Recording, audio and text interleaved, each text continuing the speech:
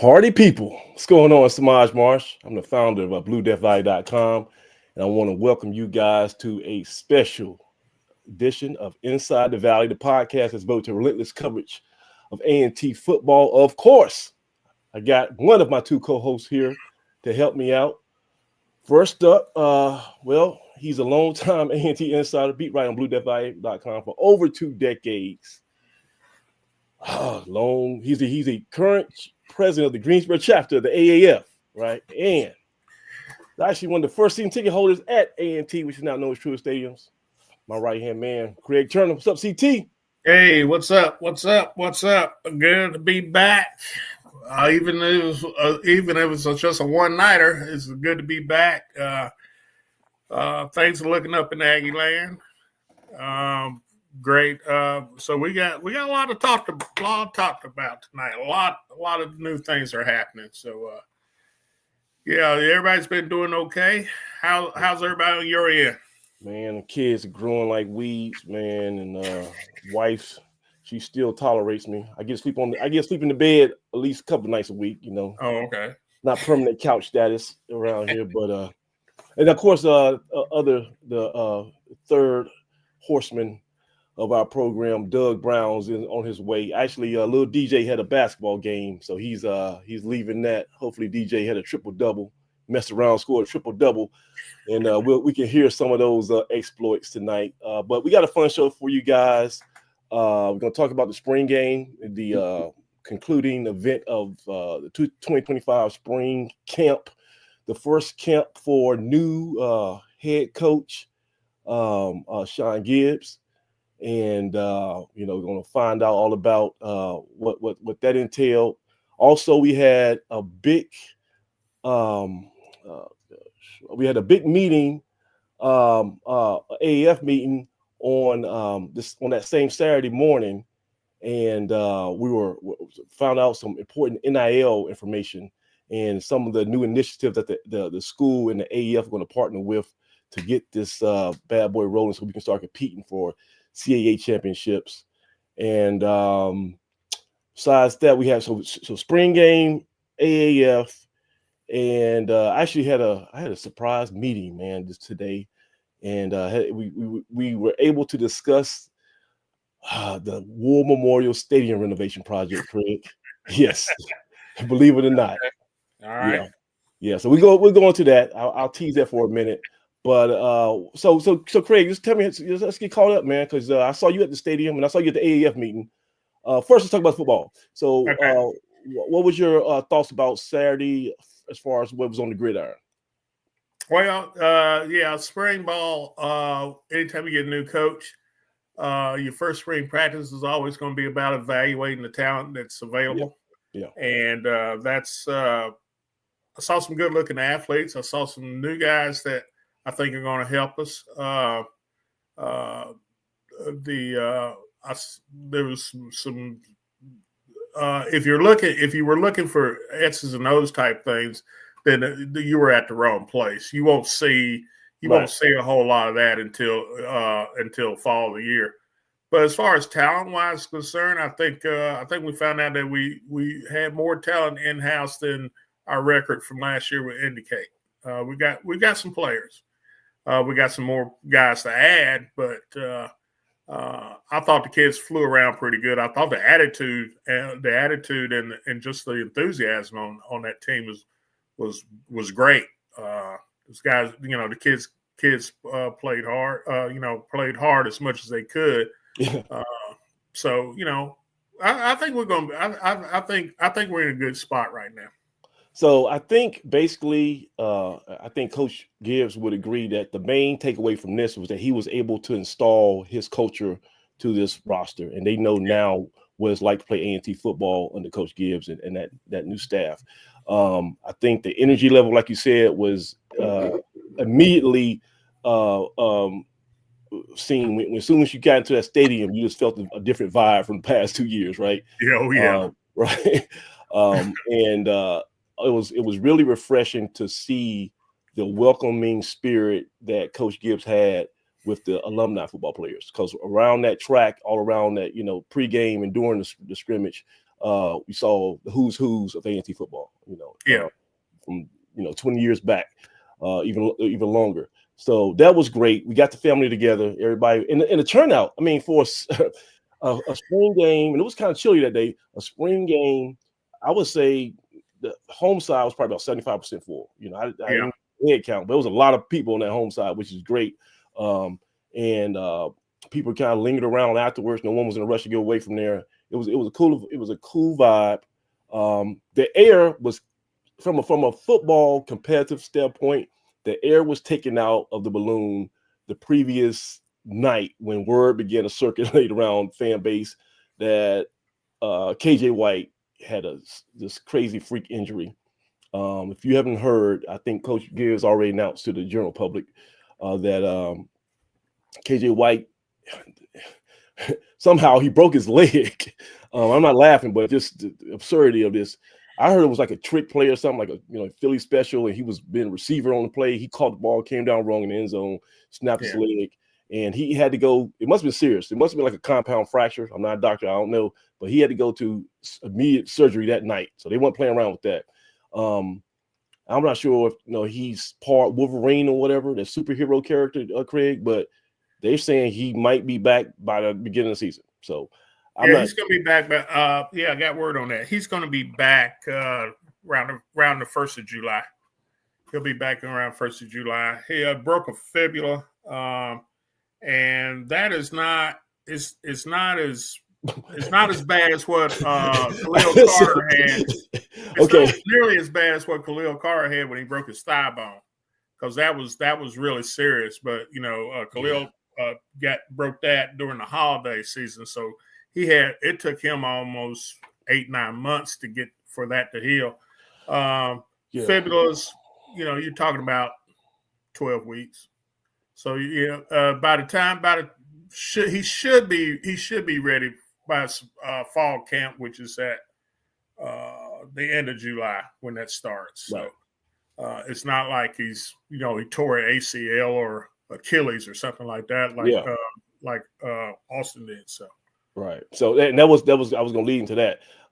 So that marked actually the third kind of injury to our quarterback room. The first one, in 1 month of spring camp, we've lost we had injuries to our top 3 quarterbacks. Austin Hooker, obviously, you heard about the ACL tear. That was a freak play. I think he was going for a fumble and leg went one way, knee went the other. So I don't know what the timetable on ACL is. A year. Well, good Lord, don't say that. First of all, Fresh, what's going on, man? Hey, Fresh. Listen, man. Daddy duty calls, man. What's up, fellas? Listen, imitation is the strongest form of flattery, but I'm the only person supposed to have the stunning glasses out here. Hey man, hell, I couldn't see. Welcome to the club. I wouldn't say I was just trying to be like you guys, man, but I wanted to be able to see, man. So hey, here I am. Man, listen, if I take these glasses off, I'll be Helen Keller for real. Bumping the walls. So you talk about these 3 words.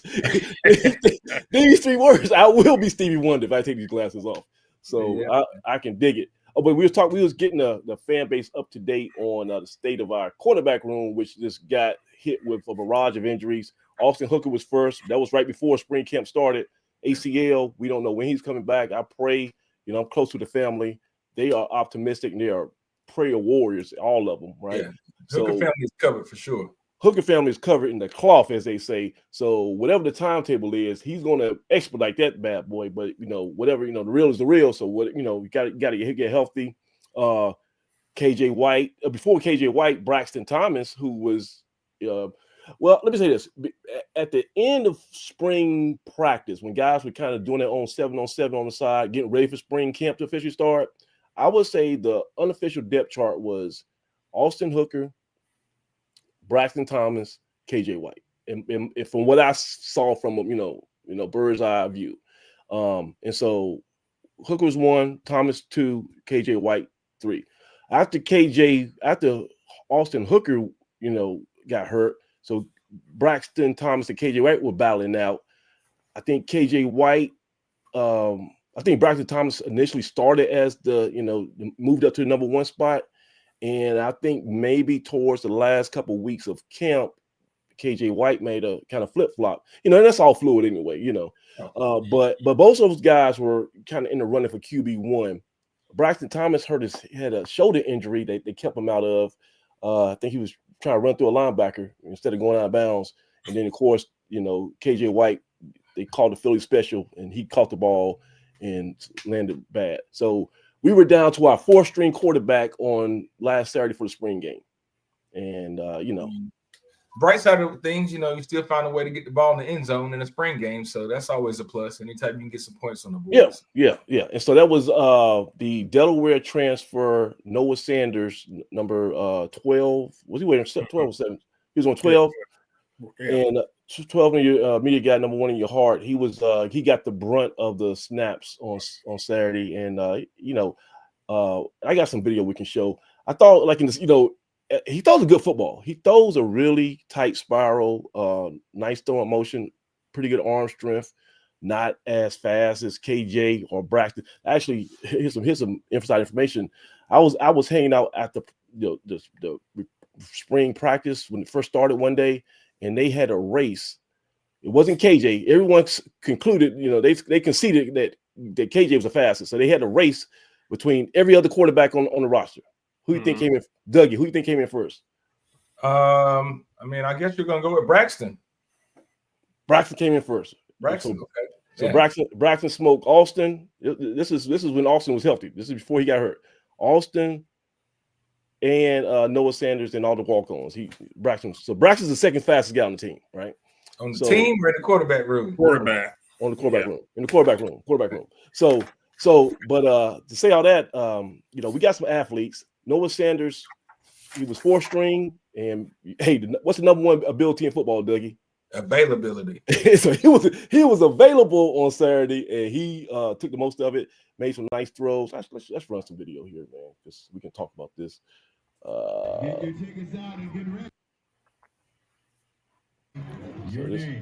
this is I'm not sure who this is. I can't really see. My eyes is still. I don't have the Doug Brown stunners. But this is some of the quarterbacks. They were just kind of doing some 7-on-7 stuff, stripping the ball. I think that's Maurice Hicks, Jalen Hicks, call him Little Maurice. So this is to give you an idea of the vibe of the spring game. It wasn't really super competitive like some previous years. I'm gonna show you this one throw. All right, so is this Noah Sanders? That was one throw he made. Yeah, Sanders right here. All right. So yeah, I think he actually caught that. He just a little unthrown. Noah Sanders' pass is complete. Yeah. Is this the one? Check this out, Dougie. Tell me if this is a dime or not.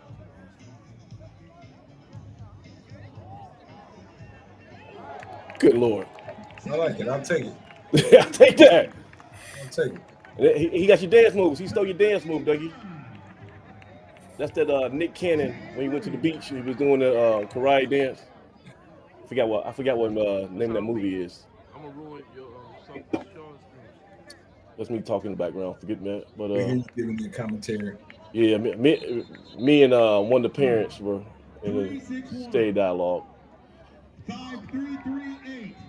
So that's just some of the highlights. I mean, we can go back to them. It's it wasn't a whole bunch of stuff. Listen, if you missed this spring game, watch the show. Bing!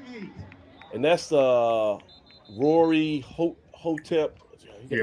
He has 15 names, but he's a good player. He's from Roseville, and watch the show. Bing! Now listen, now that's a dime too. So Noah Sanders. Let me go back. Noah Sanders. Look at that. Good Lord. I don't care this. We talked about it a little bit last year. I mean, when we were in the spring and, Coach Brown was looking at upgrading his roster. I mean, Noah Sanders is a 3-star kid, 3-star athlete out of high school. So he's talented. Didn't get on the field at Delaware, but, we were excited about him transferring and providing depth. So, I mean, unfortunately, that depth had to show through in the spring. But anytime your fourth string quarterback is a 3-star, that's good. FCS, well, what is now an FBS program, that's a good thing. So, building depth, and obviously you'll need it in that quarterback room at times. So, yeah, and with the injuries that we have now, I would not be shocked if Coach Gibbs and company go in that portal this offseason, bring another guy. We still got 2 true freshmen coming that we signed during signing period in February. We got this tall athlete guy. He has a decent arm, but he's probably more of an athlete than a passer at this point. Then we got the kid from Pennsylvania, and he had some highlight film that was pretty breathtaking. He was throwing the ball around. Of course, the speed of college football is a whole lot different than even top level high school ball. So that's going to be an adjustment. And you only got a month to learn a fake playbook. So I always kind of tell people to slow down when they talk about this kid's coming in and he's going to contribute for us right away. Like, it's grown man football here. We got to give these kids a little time, but we'll see what happens. We are in the midst of this return to home thing coming home. The boys are back in town. There is another former quarterback who's most recently entered the portal is out there. Maybe he wants to make his way back to Aggie Land and provide some depth. Mr. Eli Brickhandler is back in the portal with 2 years of eligibility. I thought Eli Brickland was overseas playing a World Cup football or something. Okay. Man, I love it. Hey, I'm down with it. The People's Champ always, has a plate at the tailgate when I'm around. So, yeah, he was a fan favorite, and definitely, if he can come back here and contribute, I'll take him. Go ahead.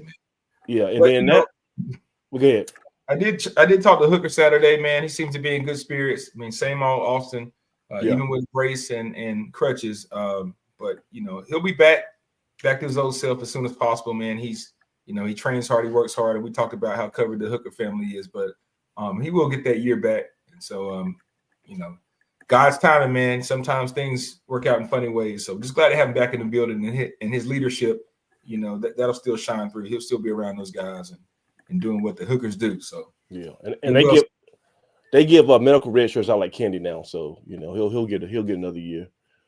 So Craig, tell me from your perspective, what you've seen from spring camp, spring practices, and that spring game.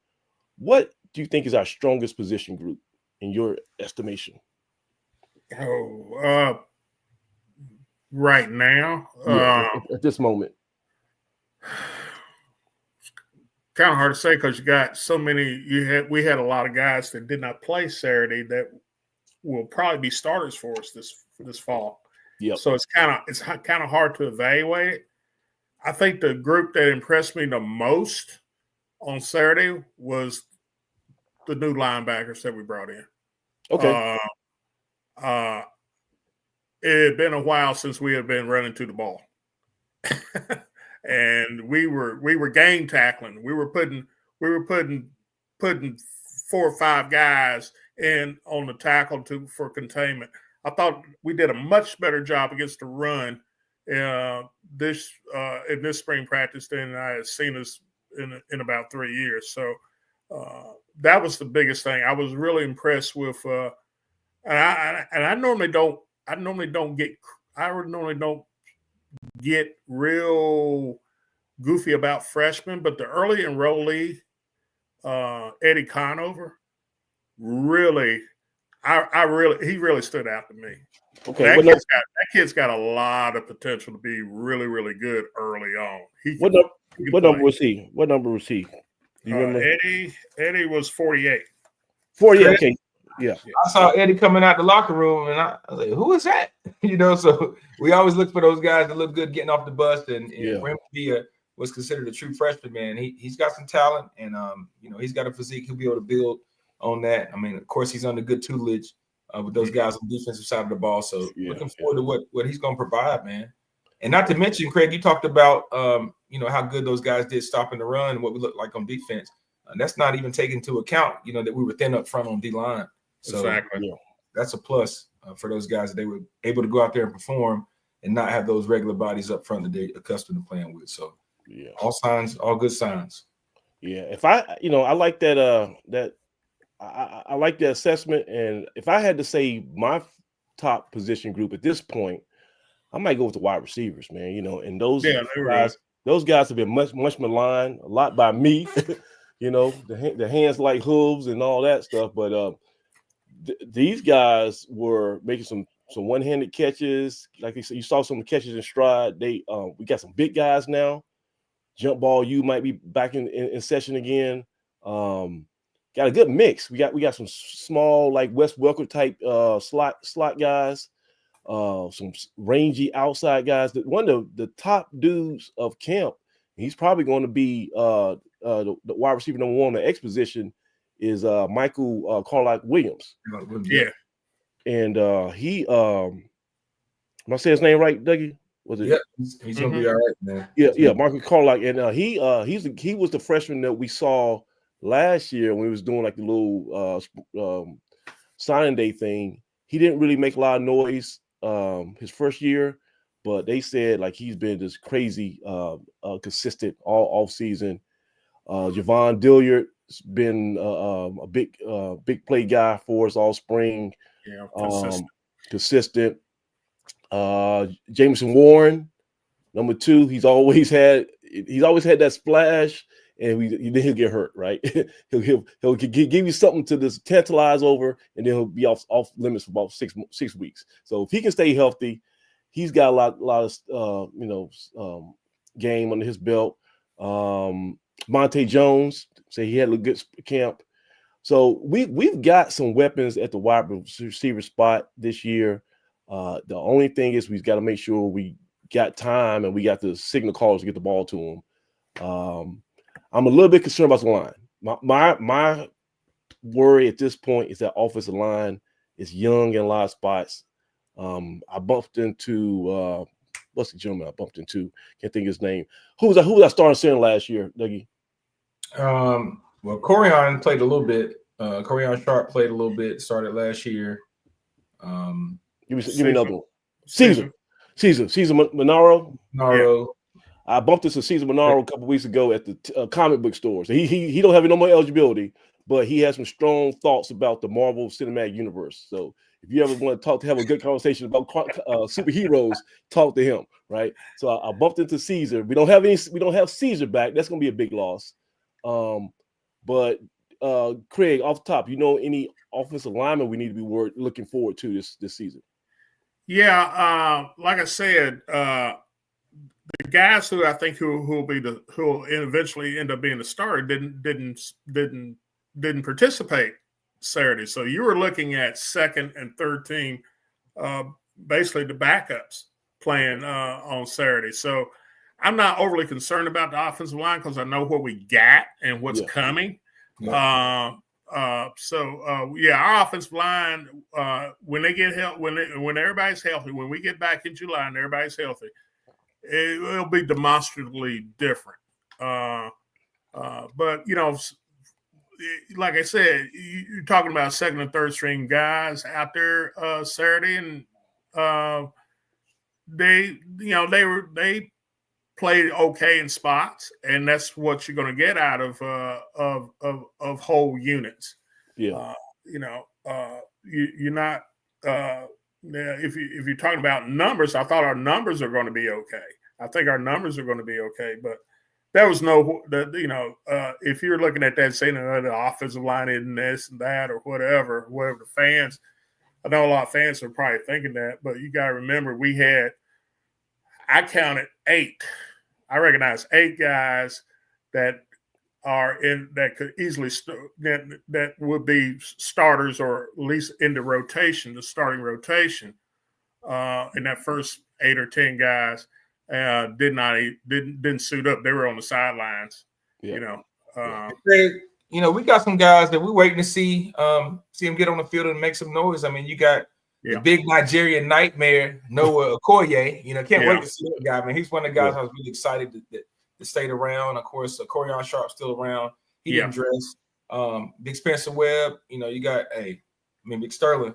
You got Big Sterling out there. So I was gonna say, you know, it's gonna be hard to move Sterling out that spot because let me tell you, man. Shout out to Sterling and his family, man. He's got some of the most awesome parents you could ask for. They're raising a fine young man, but he's gnawing at the bit to show and prove what he can do. So we got some guys up there and some guys that are waiting to get in the mix. And you know, one thing about the coaches that we have, they're able to do a lot with the talent that they work with. They're able to bring in some good talent too. So you know, everywhere they've been, Coach Gibbs, Coach Mattis, you know, and all those guys that are part of the recruiting effort, they'll find some big boys. They're gonna find the right guys to get it done. But man, you talk about position groups, man. One group I think we're gonna lean on early, that has shown some consistency, especially early in the season. The kicking game, man. Money Brown, right? Like, no, Dougie. Who was the punter we had? Was because somebody was doing some coffin corner kicks at the beginning of the spring camp and putting that ball like on the 1 inch line, like consistently, like he was just doing it from a drone or whatever. Listen, I could see the kicking game being the difference for us in a few ball games, but especially early on in the season, man. We're on the road. Money's proven, you know, he can step in there early in the season, no pressure. You know, a lot of pressure. It doesn't matter, right? He's made some big kicks for us. I think the key is keeping him healthy, make sure he's getting plenty of rest, and make sure he's not having to cover all the kicking duties. But that was the first family I saw when I got out of the car, man. And so happy to see the Brown family back intact, man. It's just like old times. I mean, the Money Man, he's ready to do his thing. So looking healthy, man. He was braceless when I saw him out there kicking. So yes, I got to go with the kicking game, man. A strong leg, and he'll do kickoffs for us too. So that's good. Pin the guys back. Michael W had a question. Michael S. Watkins, shout out Michael S. Watkins. That's my guy, man. You talking about a big fan of Aggie football and Aggie athletics. He was tuned in. That gentleman came all the way from Maryland to make sure he was going to be at the AAF meeting. So go ahead, answer the question. I had to give him a shout out. No, he's one though that he missed the portion where we talk about the AAF meeting, and that we're gonna talk about that right now in a second.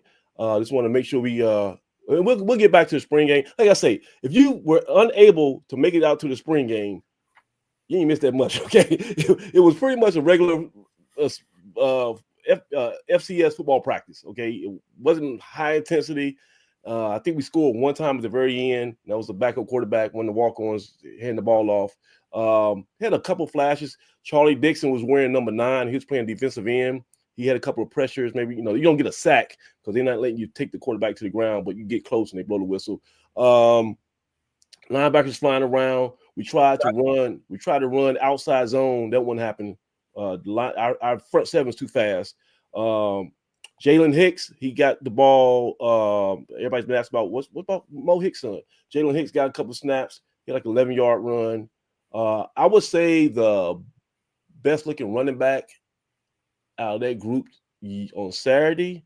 Not saying that that's the depth chart, but Cameron Dalrymple, the gentleman, the kid from Navy. Yeah, he had a decent day. He had a very decent day. I think he's going to get a lot of carries this fall. Yeah. He's not the fastest guy in the world, but again, he reminds me a lot of Stoney Polite. He does everything. Right. He can block. He can run inside. He's a good receiver out of the backfield. He's a utility back, and I think he's gonna be productive. Yeah. JT, what was JT's name? The guy who was the JT Smith. JT Smith, the fashion director, the fashion connoisseur, right? He looked pretty good. I think he still is trying to get his timing down because when you work with a new offensive line, you got to kind of get a feel for when those holes going to appear. So he was kind of running into some holes, and I think come August, September, he'll be hitting that daylight, and he's one of those guys. He's patient, so he'll know when to slow down and then explode, and he's gonna make that first guy miss. We saw that on the video. He and Blizzard are going to be a nightmare. Those two are going to be a nightmare. We definitely don't want to leave out the old Wiley veteran himself. The Gravedigger had some good runs. Gravedigger is something you don't want to see coming your way this fall. So I guess you got to put that running back group up there too, man. That running back group has always proven to be solid, no matter who's back there in the backfield. So last year we lost starters out of that backfield. So looking for those guys to bounce back. Yeah. Now, just me being, trying to be totally objective. I don't know if we have a Kenji Christian type of home run hitter on that roster right now. Okay, I haven't seen it yet. Jalen Hicks runs a 4.40 for the track team. So if he gets an open space, he ain't catching them. But I'm not sure if Hicks can put his foot in the ground and make a linebacker mix and then hit that hole. So we got to find. I think we still got to find a home run hitter, or somebody has to, who's on the roster needs to emerge as that guy. We can't just be 3 yards in cloud dust, and because I think our passing game might be limited if we don't understand. If we got 3 quarterbacks, we got if KJ White comes back and Braxton gets that shoulder right, I still think all those guys are freshmen, right? Braxton Thomas is going to be a redshirt freshman, true freshman. No, redshirt freshman. KJ White is going to be, this is 3rd year. Maybe he's going to be redshirt sophomore. So these guys, they don't have a lot of skins on the wall. So I don't want people just to say, well, we definitely going to just be throwing the ball all around the yard because we got this new offensive coordinator. You still need to pump the brakes on that, right? Hopefully we can lean on the running game. And by doing that, we're going to have to lean on the offensive line. So that's going to go hand in hand. Defensive wise, you guys feel good about the secondary, Dougie? You feel, like we can stop anybody through the air? I feel good about our scheme, and I feel good about some of the young kids we got back there. A lot of those guys were able to get some experience over the last season. So I think we'll be solid with our scheme. You guys know kind of what the scheme looks like. We're going to press you up front. Yeah. We're going to challenge you. We're going to get in your face. And then we're not going to let you beat us deep. So I think that we can coach them up. We got some speed back there. And, those guys are going to continue to add talent to that group. So one thing I know about our coaching staff is they put guys in the league from that secondary. We had some of those guys back on campus this past week. So not concerned with where we are right now. Again, we don't have to play a game tomorrow. We got, the rest of the spring and all summer to prepare. A lot of days left between now and that first kickoff against Tennessee State. So a lot of work to be done. One thing I say about Coach Gibbs is he is definitely forward thinking. Everybody was kind of asking him about the team and what he thought about the spring game and, where they were at the moment. And, he's quick to say his main focus is, getting healthy and getting ready for the next phase. So you got to love a coach that's always thinking about the next step and lets you know he's always got his finger on the button and he's ready to move this thing forward. Yeah, and Craig, that's 2 reasons why I'm not too concerned about the secondary. Tony McCray, right? We got Tony McCray. He's probably one of the best DB secondary guys on the planet. He played the game in the NFL, was everything for us here. He's been wanting to come back to A&T, and now he's home.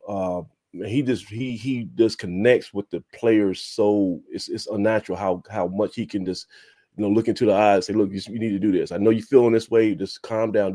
So he's going to be like a cornerback, a DB whisperer, right? You hear about the quarterback whispers. He's going to be a DB whisperer for those guys, and he's going to be able to help those guys in real time. I don't like coaches that they got to correct doing film session on Monday. I want you to correct right when I come off the sideline. Give me some technique tips and get me back. He's going to be that's how technical Tony McCray is. Plus they're gonna run through a wall for him. The guys love him. So our secondary is I'm not worried about that. I think we're gonna be able to plug and play with some guys. Deuce Davis, Stephen Davis II, he ended up having the offseason ACL injury. Talked to his dad, Dudley coach, Stephen Davis Sr. He says that he's ahead of schedule and hopefully that he can try to find a way to get on the field this year. So he's in good spirits. So we're gonna be all right. We're gonna be all right. We talked about DN. We talked about the the last thing, I guess, we talked about linebackers. You say you like what you saw Craig. Yeah. The big uglies in the interior that Blue Death, those DTs. We going back to a 4-3 defense now, right? So we don't need that 340-pound nose guard, but we still need two bansters, right? Two monsters on inside. At those techniques at the DT, do we have those on the roster, or do you feel like we're going to be able to acquire them? Craig, they're on the roster. They didn't play Saturday. They're on the roster, and we've got some more help coming. Okay, good deal. We got some help coming. Right. I'll leave it as that. You'll be seeing it in the next few days. Right. So, the four of our our prime defensive tackles did not play Saturday. Our top 4 guys didn't play Saturday. If you are a Blue Death Valley Fan Forum member and you have been privileged enough to become a BDF insider, I posted the video, some of the highlights of the spring game in its totality in our private forum. So if you haven't been to the private forum or you have access to the private forum, go in there. You can check it out at your own leisure and see some of these big guys on the sideline who's referring to. So the cover is not bare, and help is on the way. And a lot of help is going to be probably coming. Some of the help is going to be coming via the transfer portal. And that's going to help me transition to my next segment of this show, which was the big AAF meeting before the spring game, Dougie. And we talked about NIL and transfer portals and just the state of football and the state of the A&T athletic department. So let me actually put this link out. Anybody wants to jump on the show and share some thoughts? I'm going to put the link to the show in the chat, and I'm going to put the link to the show on the private forum, not the A&T fan forum on the football board. There's a thread for this show, and the link be there. But so if you guys want to join the show, don't be afraid. Click in. We'll add you in here and get your thoughts. So Craigie, we had a big show. We had a big meeting on Saturday. Mm-hmm. And it was all pomp and circumstances. They had banners, they had food. Anytime anybody at A&T feeds you, it's important, right? Because y'all mofos can eat, right? So and they had enough of, like, they want to turn people away. So if you came out there, they had food, enough food for you. So it was a big event, big gala, and they wanted to get everybody who's considers himself a donor or a contributor, fan.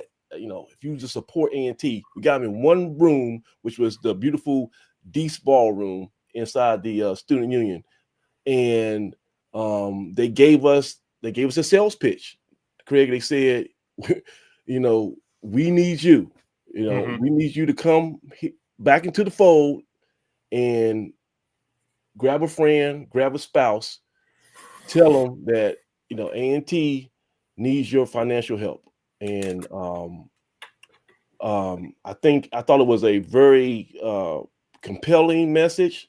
I thought the data that they used was logical. I wish I had time to show some of the slides. I took some pictures on my camera phone of some of the slides they had showing the giving charts and all that stuff. I'll put that on in the fan forum next week or whatever. But I thought it was a good presentation, and it was led by, of course, Reverend Willie Deese. He gave a sermon to the Mount, and he was saying we got to give back. And then Earl Hilton had a nice presentation. Who else? Chancellor Martin. Yeah. He spoke. He reaffirmed his commitment to athletics. Did Shamika speak? Shamika spoke. Who am I missing, Craig? Who else grabbed the mic? That's it. It was Shamika, Earl, Chancellor Martin, Willie, and the coaches. Yeah, we had Coach Rob, along with Malia McCone. Yeah, and then we had Coach Gibbs with Corey and Sharp. Right, and so and both of those coaches kind of were speaking. Oh yes, and the national AAF president. What's his name, Craig? I'm bad with names. Who's the current president of the national chapter? Darnell Glover. Glover. Yeah, he was very effective in his presentation. So everybody there was, hats off. I thought, and I guess the central theme of that was basically y'all ain't giving enough. When they say y'all, I'm talking about the alumni base as a whole. I thought I see Dave down there. Dave can tell me what the percentage was or how many alumni give back, and it's not enough. And then nowhere near enough. Then they transition to basically the new normal is that this is the NIL era, and if you want to play football, you want to be competitive at the Division I level, right? If you want to be Division I, you're gonna have to embrace NIL, and that's just, to me, that was what they said. It's not negotiable, right? Now, if you don't want to be Division I, we can have a side conversation. But if we want to be Division I, we got to take on NIL head on, and that is where we can start kind of this discussion now. Let me bring in who's here. Got 94 and Dave. Y'all can come in right now. Bam and Bam. Gentlemen, what's going on? Hey, guys. Aggie Pride, gentlemen. Aggie Pride. Look, man. This is the era of we about to find out who's broke or not. That's what I call the NIL era right now. We about to find out who's broke or not. Because I'm gonna be honest with y'all. Like, we lost some players already to six figure payments within our conference. So it's time to. Okay, well, now, let me couch that statement, because I was going to tease this for later, but I had an interesting meeting today. It was kind of an impromptu meeting. I heard. Yeah. It's a good meeting though. You got to have those type of meetings. It's like a therapy session. You got to do that at work too. 94. Guess who I met with today? I want you to guess. If I had to take a stab at it, I'm gonna say I got to meet with Earl Hilton. Mr. Earl J. Hilton the third. Don't forget the third, man. And it was a very insightful, interesting meeting. First of all, I want to publicly thank him for inviting me into his office on a busy. Anytime Earl invites you somewhere, he's taking time out of his busy schedule because he's so busy. And he kind of took me behind the Wizard of Oz curtain. He showed me how the sausage was made a little bit, right? And so, well, good. Yeah, you need to see it. Is this April Fool's? Reality check. Is this April Fool's going on again? I mean, listen to this guy. Go ahead. Nah, for real. So I give you a little bit more insight on that. Obviously, can't. We agreed to disagree on a few things, and then I gave him some unsolicited advice on a few more things, right? I met with him for probably about 2 hours, right? And it was long overdue,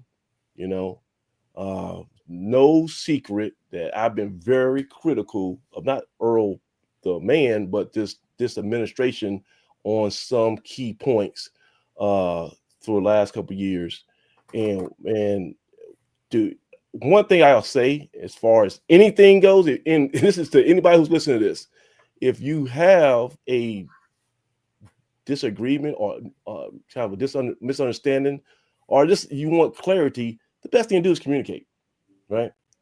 That solves so many problems that it's just getting on the same page never hurts. And that's T-Roy, man. T-Roy, I got to talk to you. Man. I want you to finish this time before you talk to him, though. Yeah.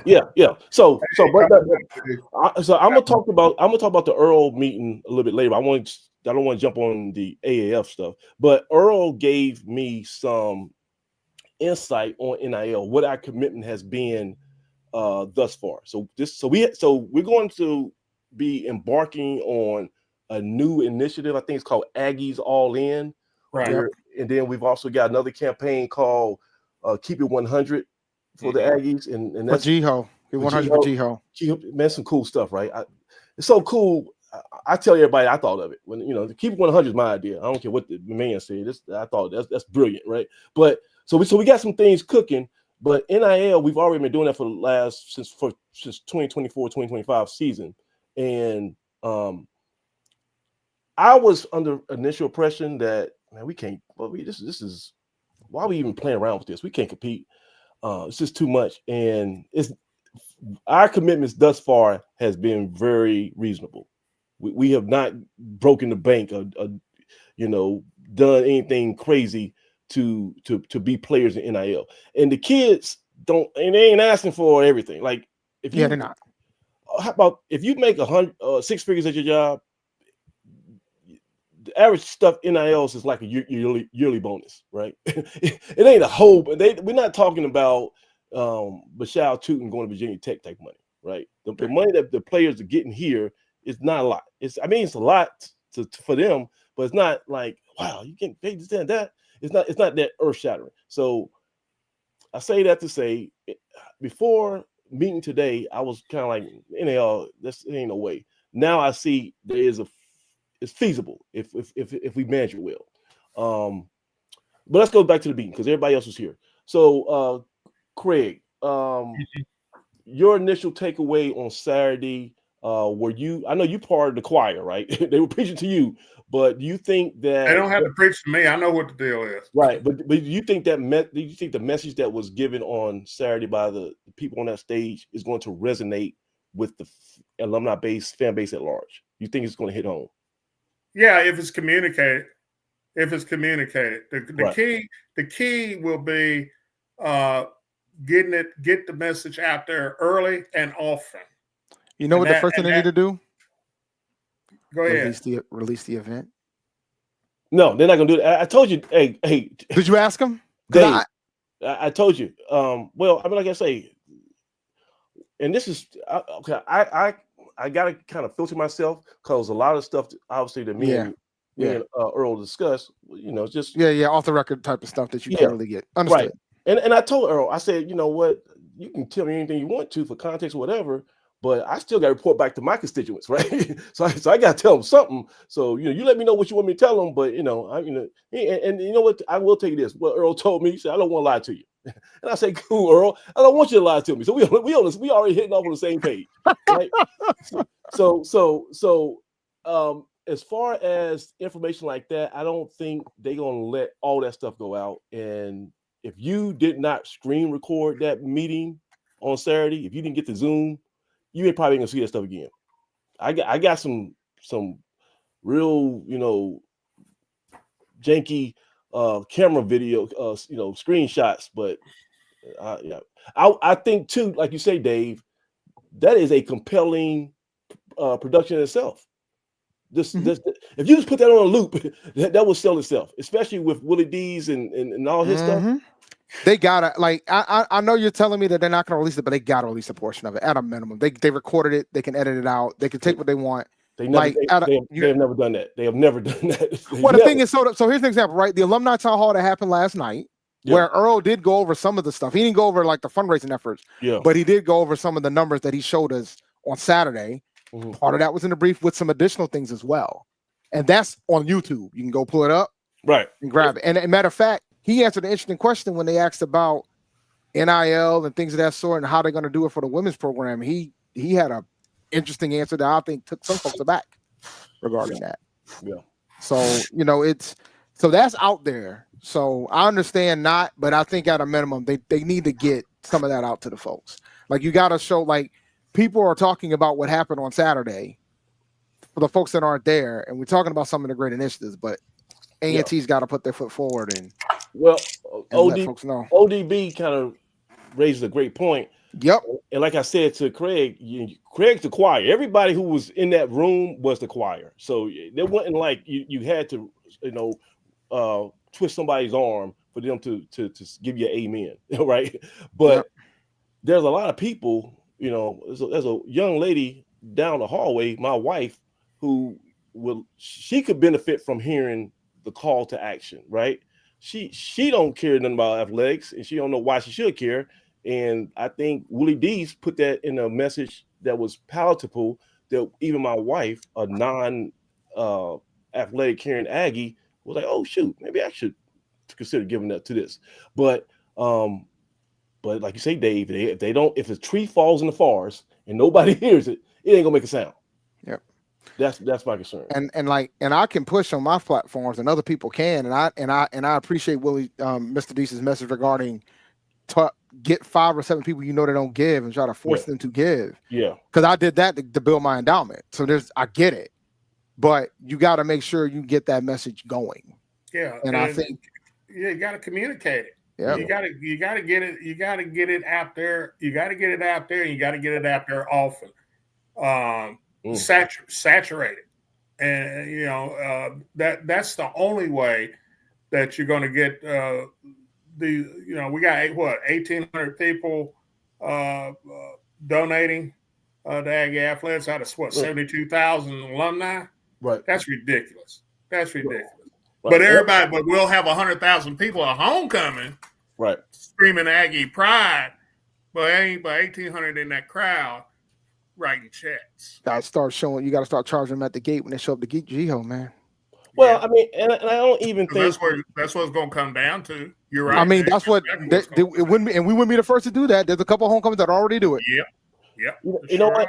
And I don't even know if it even has to be an adversarial relationship. Like y'all ain't, I just think that is a sign of our lack of an infrastructure to even ask for that money. Okay, and yes and no, because we know they have the infrastructure and they know how to communicate for capital campaigns. Like this is, bro? For athletic. When Chancellor Martin first showed up, our endowment was $20 million.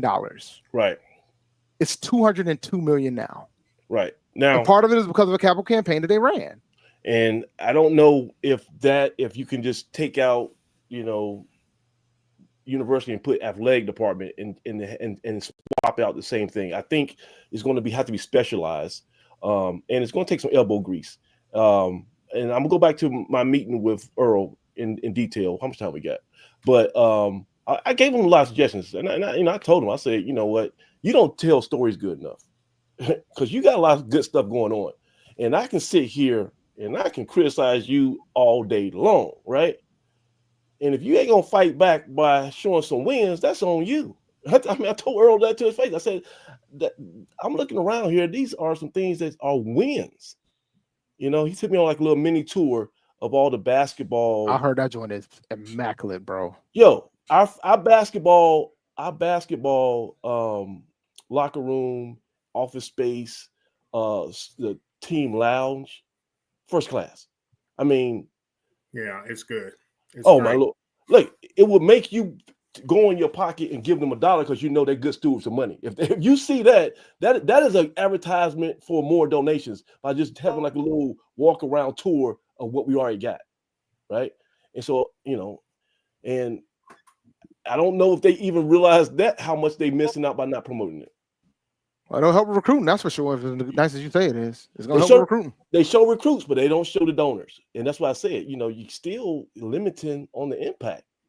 I mean, yeah, you're using this to. I think they said that they showed some of the folks at the Saturday meeting. I think people get a chance to do the tour. That was like kind of the first time. That was good. But that shouldn't be a physical tour. That should be online. On the line. But I know that they're putting the finishing touches on it. He said that on Wednesday. So they're putting so once they get that right, I'm pretty sure it'll show up if they're smart, it'll show up on the interwebs at some point, or at least on Twitter at a minimum, man. Instagram and Blue Sky, whatever social media outlets that they utilize nowadays. Right. So let me get 94. Do you have another point about the meeting that you want to? Did you get cut off 94? Did you? Damn. He gone again. Yeah, I tell you, man. We trading bad internet signals. So last time was me. So Troy, finally get on the show. I want you to talk. Man, first of all, I don't want to talk about private forum business, but listen, you've been wasting a lot of people's time in Blue Def Nation, and I don't know why. I have no earthly idea why you waste people's time like that. But do you want to chime in on the AAF meeting on Saturday? Well, first of all, can you hear me? Yes, I can. Sound good. Well, yeah. So I'm going to refrain from talking about private forum things and let you know that I have posted a comment in there that will help you know that I have not been wasting people's time. And you're going to find out here pretty shortly. Okay. So what else you want me to talk about? I want you to talk about that spectacular AAF meeting. I mean, did you think that's going to be the catalyst that gets this thing rolling? You think now we're on the trajectory where what was it, 1,800 people who's donors to athletics, and they're all not Aggies either, by the way. Is that going to double? In a couple of months here. Well, let me say this. To Craig's point, I forget what word he used, but I think was it horrendous, terrible, disgusting. Abysmal is what I would roll with. Abysmal. Any of those words I think fit for the number of people that we are showing donating or participating with the AAF. Now, that said, if I have anything to do with it, yeah, we're going to double this number. It's going to be, I ain't going to say it's going to be easy, but we're going to double this number. But you know what the crazy thing is, though? Yeah. It should be easy. Like, you should be able, like, everybody in here graduated in a different class. You should be able to find 5 people in your class that'll donate. Well, okay, so let me ask you this, though. This is better than that. And this is the thing. I'm just saying this is a sample size, right? I can probably find 5 people that I graduated with that don't donate that I can get to donate. And this is the thing, though. Okay, that's easier said than good. But are they going to do it by osmosis? Like how are you going to get them to take $1 out their pocket and put it in the A&T? Like physically, how their pocket? Are they going to click on a button? Do they know right now that they're click on a link? And do they know right? Can you recite the URL to the link that they can go to? Because if you got to go to // this, but you know what I can do? What? I can post it, I can text it to them, and they can just click the link themselves. My point is, my point is still not user friendly to give money to A&T. If I was able to get $25,000 by sending links to folks, I'm pretty sure. I'm pretty sure I can convince 5 folks in my class to donate to athletics, even if it's just for them to join 1891 club. Yep. So Saturday, while we were sitting in the meeting, I set up a message that I'm going to send to the 7 or 8 Facebook groups that I have that encompass more than 10,000 people. Right. And the easy link in there is 1891 program. It goes directly to it. Right.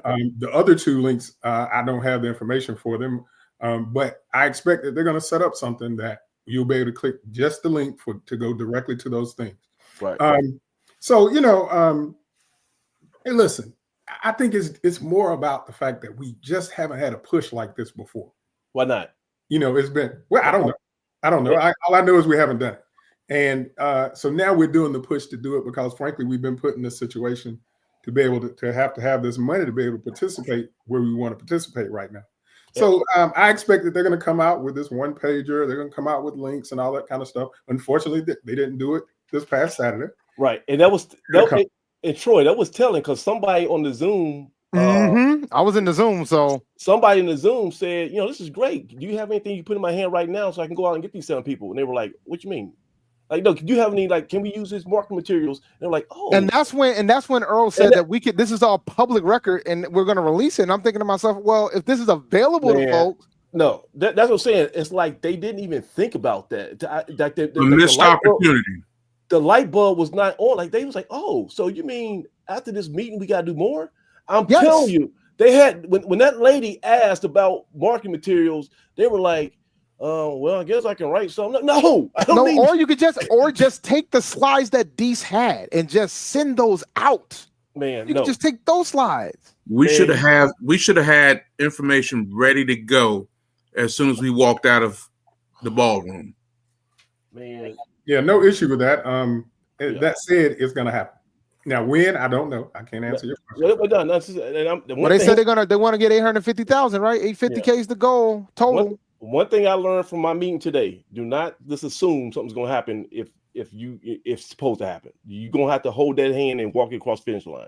Right? Well, that's going to be a part of what I'm going to do in terms of helping make it happen. Okay, and like I say, one of your super hero strengths is you hella annoying, and being annoying gets things done. Like the squeaky wheel gets the oil, and you are the proverbial squeaky wheel. So if it requires Troy to annoy somebody, it's gonna happen. And I love annoying you.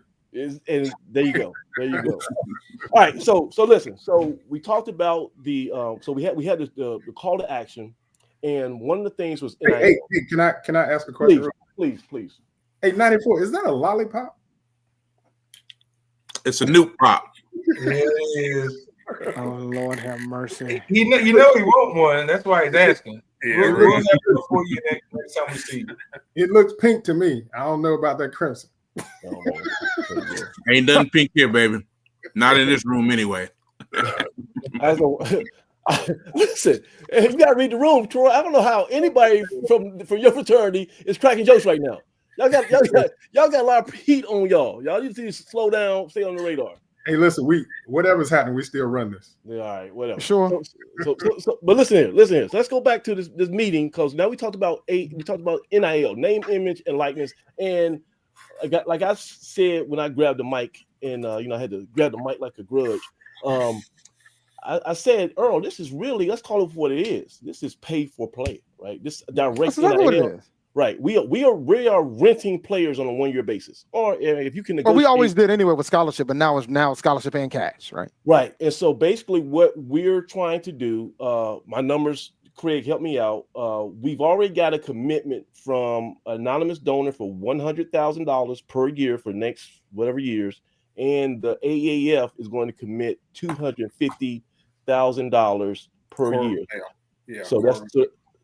So that's $350,000 that's going to be earmarked solely for name, image, and likeness. What's the word? A direct NIL, right? And now we're trying to raise. We need. What was it? We're trying to get at least 600,000. You need $1 million. Basically, you need $1 million annually. But the goal is 850 for the first year. 850. Yeah, 850 for the first year. So we're trying to raise we need another $500,000. We need another $500,000, and get to $1 million in 5 years. And most of the people inside of that room were already AAF meet. I mean, it was the invitation sent to AAF people, right? Right. It was all AAF. You didn't get that link from to the Zoom unless you're AAF. So the choir is already part of that 250, right? And the anonymous donor, he's the other 100. So we're trying to close that 500,000 gap with new donors, and that's where the devil's in the detail, right? Well, we're also asking those currently doing it, to make some increases too. I'm going to be honest with you. I'm going to be honest with y'all with that. Yeah. While asking the folks that already give to increase it, I think some are going to be willing to, but I think the easier decision is to try to get more donors to help reduce this burden. First of all, we're leaving a lot of money on the table, and you're going to get donor fatigue if you keep hitting the same pot over and over again. Now, let's talk about some politics here. We love to talk about politics, Dougie, right?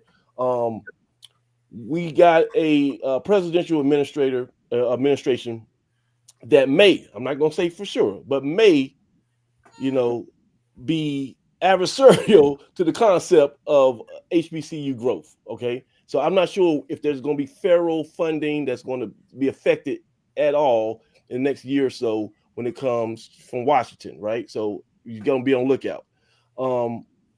We don't know what the economy is going to be. Right. Are we into a recession? Are these tariffs going to take effect? I don't know if the money is going to be funny for all of us, right? And so when you start saying, I'm going to pledge this and that, you can pledge it here in April, but if you lose your job in June, then that, so I think we still need to be sober when we come to forecasting, these giving projects, right? To me, simple is always easier. If you can get somebody to give you $25 a month and not think about it, take it. Yeah. Oh well, and I think that's what they kind of briefed. Like they were talking about $1 a day. Yeah. Like that. If you do $1 a day, and they can get if they get like 1,000, like I think that the 2,000 people to do it, you already hit the goal. Right. And like it's not so. It's not a situation where you try. I think they finally figured out that you don't have to have these mega donors. You can just get a bunch of folks to give a little. It's volume. It's volume. Get the volume.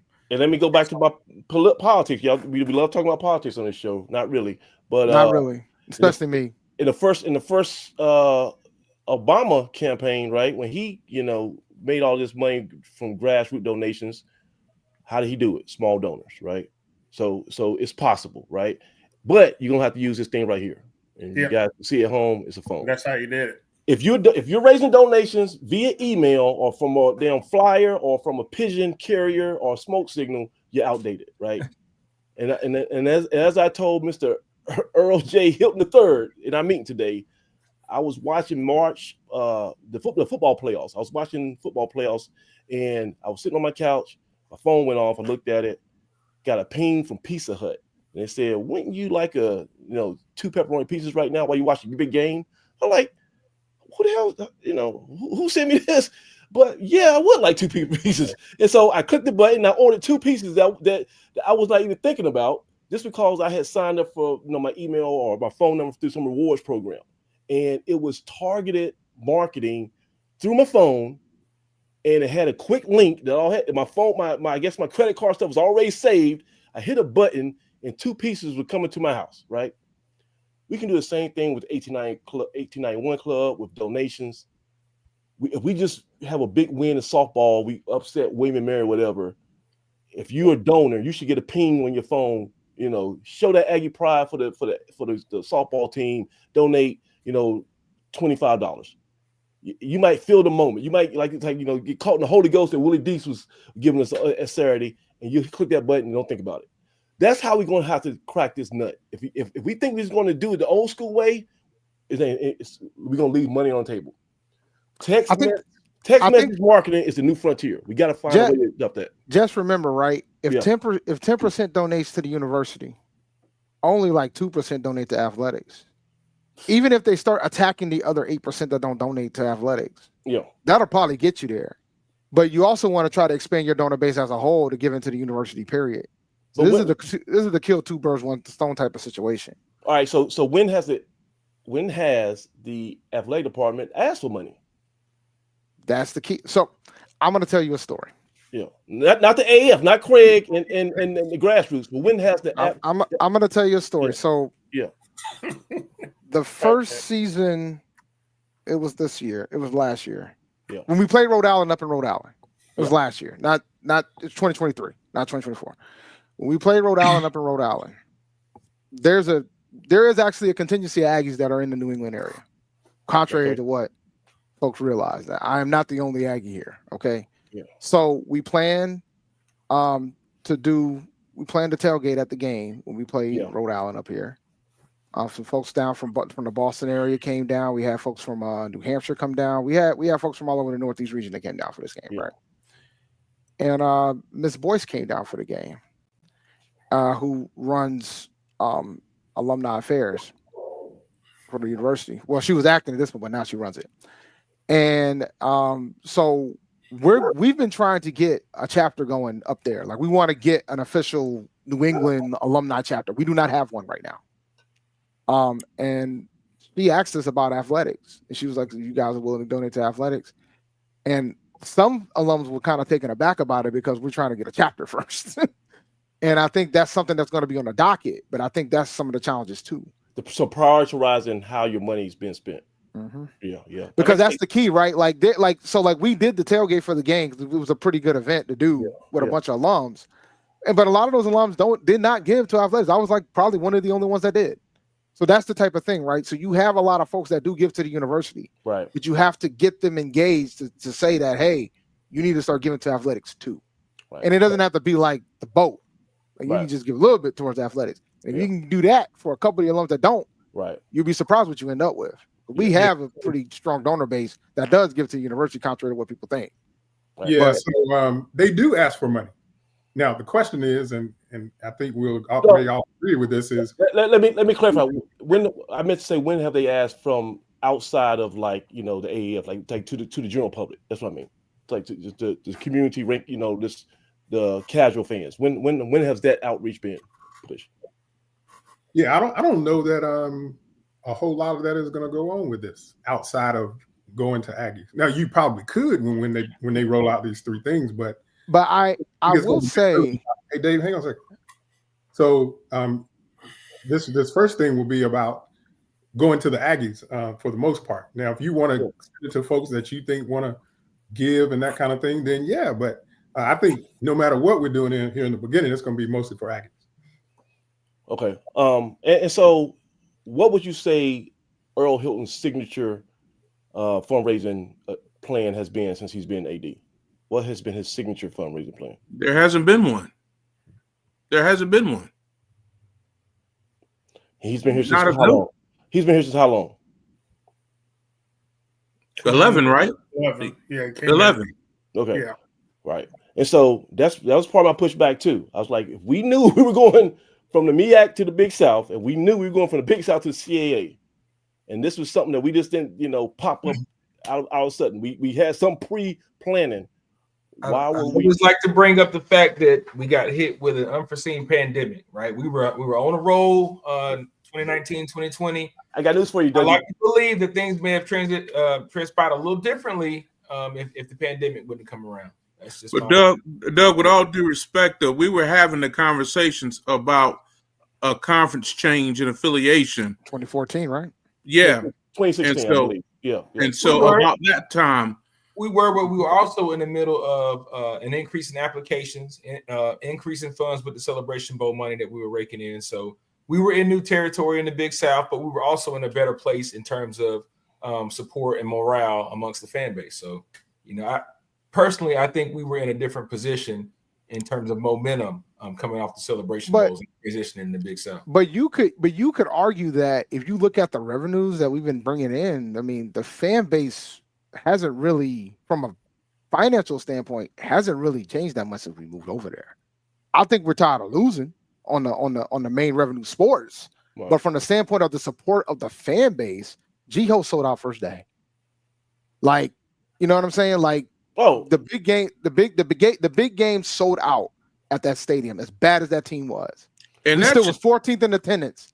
And that should tell everybody the potential is there. I mean, if nothing else, Aggie's gonna want to stunt. And if we ain't got nothing, we're gonna want to look like we, are prosperous. So the potential is there to make this thing, work. My concern, and I think what Samad is getting at is, are we going to have the direction long term to sustain it? Yeah. So and that's where it comes to, you got to have the small donors to give consistently. Yeah. But I don't think we knew that we were going to the CAA until like right before it happened. Okay, right? So let me correct you. Mm-hmm. That's not true. Okay, it's not. And that's not true. So we've had, and this is from Harold Martin, and this is stuff is, if you go back, you can find the Smoking Gun where this stuff has been, on board trustees YouTube meetings. We talked about the CAA was always they hire, they love hiring consultants. Consultants told us that the CAA was ideally the best fit for us. Yeah, but that's not the issue. Yes, we wanted to go to CAA. I already knew that. The issue was the CAA was not open for new membership until JMU left, and then eventually they said, "Okay, we're open for membership." So we didn't know we were going to do it until they opened up and made the offer to. But the thing is, that was the goal, right? Like Hampton's been trying to get to the CAA for like, if it was up to Hampton, they would have never went to the MEAC. They would have went from the CIAA and just lost the letter and went straight to CAA. Yeah. They weren't going to invite him. Troy, you can't credit our leadership for being forward thinking in all these other regards, and then say, well, we were just playing it by ear. And honestly, and nobody folks don't want to talk about it. The Howard invite was a precipice to the other invites. Yeah. Like the big fish was Howard. Like they wanted Howard, and I'm pretty sure if Howard decides to make a move, and things going on in the MEAC right now, if they decide to make a move, it would not surprise me if Howard moved. It would not. Yeah. No. So as I understand it, Dr. Martin's real intention was to move to the highest level of where we can participate, and that would be FBS for football. The issue there is, do you build your infrastructure for FBS when you're not there and in the beginning? You don't. So you got to play that game of how far do I go in terms of building what I'm trying to get to. I'm sorry. Go ahead. I'm sorry. Well, if we built towards FBS, man, we have facilities that we would never fill up. So yeah, I think they made a decision of where we want to go, not knowing when that we would be able to go there. But then once we got it, then we can start to build towards it. So yeah, some people say AJ got a point. Before we got there. If we got invited to the Conference USA, we might have could have took it, even though that's like a hodgepodge of a conference, man. No. But my thing is, if you knew you were going to, explore growing outside of MEAC, right? You should have already said, I'm going to put together a process of increasing my revenue and my infrastructure, no matter where I land. Well, he did say that part of the Big South jump was about reducing costs and saving money, which would have helped towards that. Yeah, but I don't think he anticipated the jump as fast to get into the CAA after a year in the Big South. Like, I don't think nobody saw that coming. But at the same time, when you have the opportunity, you got to take it and be willing to take the risk, knowing that you're going to get your head beat in a little bit in some of these revenue sports until we get our ducks in a row. But see, that's exactly what he said. That's exactly what he did. We didn't know. Yeah. But we took this opportunity knowing we were behind. Yes. And we've won some championships after the third year, because even Earl said it's going to take about 3 years for us to be able to. We'll be competitive, but it'll take about 3 years to start winning championships. And we're in year 3. Nah, everything down the docket. And everything that you all are saying is legitimate. I mean, period, full stop. Yeah. My point is when we were, celebrating our golden age. Yeah. We needed to have been investing. Again, knowing that we're going to be making a move. Now, at what point and where, we don't know, but we needed to have been making the investments so that we are not, starting behind.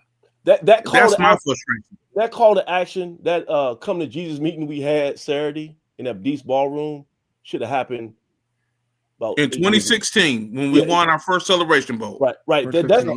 Because that's when you got what everybody's already on board. You just won the Celebration Bowl. You are the bee's knees. You're on the top of the ladder. That's when you say, okay, let's stay here, okay? And everybody says, you know what? I want to be a part of this machine. We right now we've had 2 football seasons that won 1 game apiece, and we've had 2 men's basketball seasons that won 7 games apiece, right? So this is at the lowest point as far as our revenue sports that we've been in probably a decade. But we've won. We continue to win in bowling. We won some track championships. We just won the women's basketball regular season title. Like we've done, so football competition. Let's not act like the competition hasn't improved in this conference. Hey, no. I'm not. And what the funny thing is, as bad as that basketball team was, we went 2-0 against the Peak. Yeah. So we went 2-0 against the MEAC. Yeah. And one of the teams that we beat Norfolk State, who ended up going to the tournament. I'm just saying our messaging could have been a lot more impactful if we were coming off we're talking about 2016. I mean, 2020. The landscape of college football and college athletics is totally different. Changed completely. And nobody on this podcast could have predicted the events that have unfolded over the last 8 years. So that's unfair to say 2016 we should have did this and that. In 2016, we still would have been ready for NIL though. Applications were up. I'm sure if we look at the numbers, Given was up too. There's no doubt about it. We saw improvement in 2016 based on the success we had. You're right. And Dave, you're right too. Can't deny that. I mean, when this NIL thing hit, I think three quarters of the teams in the NCAA are caught with the pants down. Mm-hmm. I think it's more than that. And it's still scrambling. Well, we're not the only ones in a catch, in a bad situation, but we're not the only ones that's scrambling for money. Right. Everybody is. You got teams in Power 4 conferences are scrambling. You ready for a take? I think we're right now in football in Division I. We have 3 lanes. We have FB, we have FCS, we have G5, and we have P4. I think when this is over, we're gonna be down to 2. Somebody is going to merge with somebody, and I think that somebody is going to be G5 with FCS. FCS, I agree. It's gonna happen. Like, they're not ready to accept it, but it's going to happen. It's gonna happen. You might be, based on some numbers I heard from some G5 NIL packages, you might not be totally off based on that, because I thought that they were closer to the big boys than us. No. And like say you hear these cautionary tales about like the kid at Tennessee who was getting $2 million, right? A lot of these kids are getting like $5,000. A lot of these kids are getting you might get a basketball player who might get $25,000. I'll talk about at our level. I know somebody said that somebody left A&T to get $100,000. I like to see that contract, but I like to see it too. But that's what the streets been saying. And then so Doug, you had a point. go ahead, Doug. No. I'm gonna come back to it. Go ahead. Okay, Yeah, so does anybody know about NIL? Has anybody dug deep into like the actual wording of the contracts? Because I found some stuff out today. What did you find out? Okay, so basically, an NIL contract is like a record deal, right? It's kind of like you got to sign the ruthless record sales, right? And so basically, what that is they own your branding rights. Okay, so once you sign that document for whatever the length of that record contract is, with 7 albums or whatever, 1 album for like 1 year, that's the analogy, then we control all of like your name. So we can put you on banners, we can put you on video games, we can put you on promotional stuff. We can use your brand for whatever purpose. Problem is A&T does not really have an infrastructure to make money off that, right? We don't have a way to take somebody's brand, right? We can have who's the Arch, we can have Arch Manning play for us, right? And we wouldn't still be able to go to Bojangles and get $100,000 because we did. So we're at a deficit because we don't have the infrastructure to capitalize on that, right? So, but some schools, because they have the TV deals, those $50 million TV deals, they have a mechanism to capitalize off these brand name athletes, right?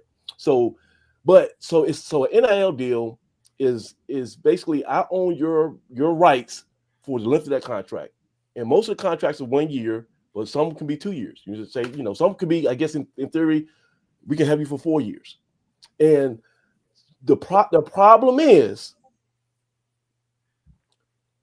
the lawsuits. So somebody could just basically say, forget that. I'm gonna break it. I know Ruthless Records want me, but I'm signing with no limit, right? And you got to go to court. What a downgrade. You got to go to court, right? And so right now, nobody knows if any of this stuff is enforceable. Like you really could be writing something with crayon, because the NCAA, anytime they go to court, they lose. So we don't know. They're gonna lose every lawsuit. Right. I think they're gonna win the one. There's one now where somebody from Duke and Carolina is suing. No, they're not. Because they want to play more than 4 years. Like, and they will get to play more than 4 years. Hey, listen, and I'm going to tell you why. If that's the case, Lamar is coming back for September then, because Lamar got more eligibility too. Because we should get Lamar back. We need a quarterback right now. We might as well go call Lamar and get Lamar back out here. Like we might as well do it. Well, all jokes aside, like I don't think the NCAA is going to win a single lawsuit if it's a court in the United States of America. And the reason why I think that is because they've been getting by off of BS for so long. And when the Supreme Court shot them down and told them, you got to figure this out with the name, image, and likeness and all that. Yeah. And funny enough, it all started with a video game. But funny enough, it all started with a video game, right? Ed O'Bannon. Ed O'Bannon. So funny enough, they're not winning any. NCAA ain't winning no cases. They're the most hated person that shows up in a courthouse now. They're probably more hated than Trump when it comes to the courthouse now. Like, it ain't happening. They're not winning no cases. It's not happening. So I expect them Duke and UNC players, they're gonna win, and then you're gonna see folks utilize the extra eligibility. Just like the NCAA lost that case about the JUCO thing getting an additional year. Same thing. They're not going, because the thing is, it's not about educating these kids at this point. It's not. So Troy, here's the danger. You find a kid, you raise the money from the fan base, you get them to whatever he wants, 30,000, 35,000, whatever.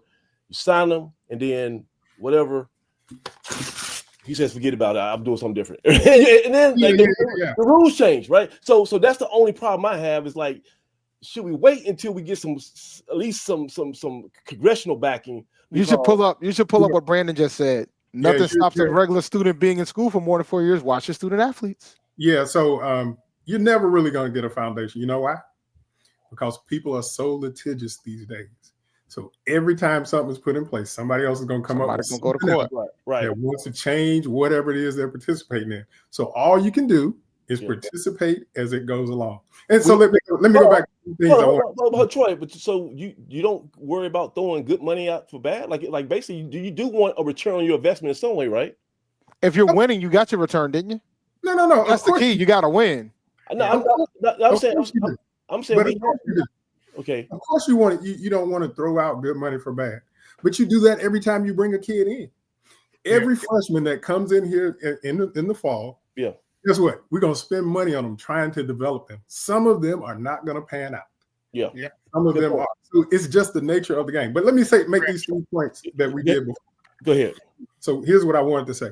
Yeah. There were 3 things that happened that virtually none of us knew were going to happen.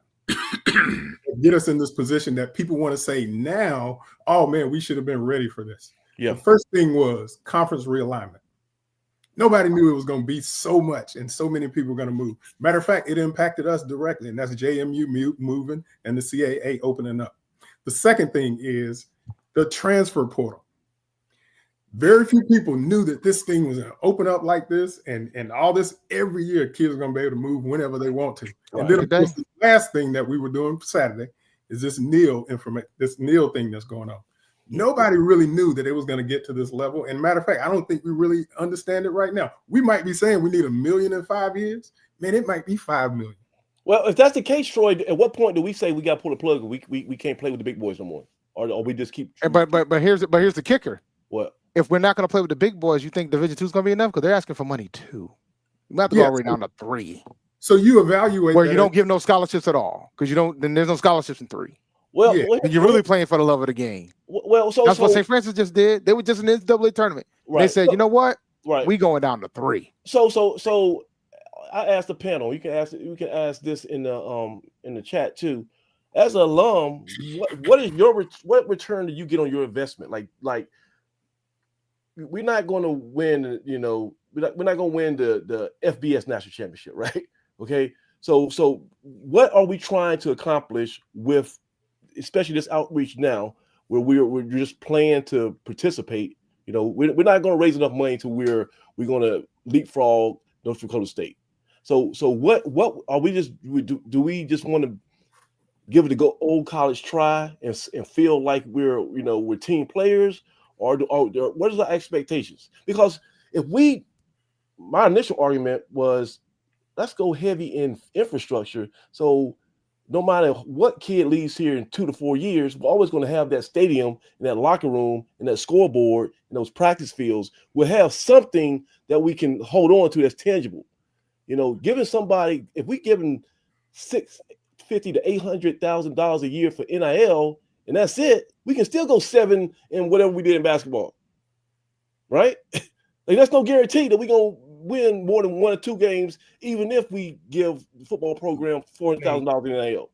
To me, it's one of those things that's what comes first, the chicken or the egg, right? Like you build the infrastructure so you can attract the players. But if you can get the players, then you can raise the funds to get the infrastructure, right? Like we've done it. We've done it. We can. We've done it without the facilities for how long at A&T? How long has our practice field been messed up? We just got the game field looking up to par. So we've done it. Bill Hayes made a career out of doing it with less, right?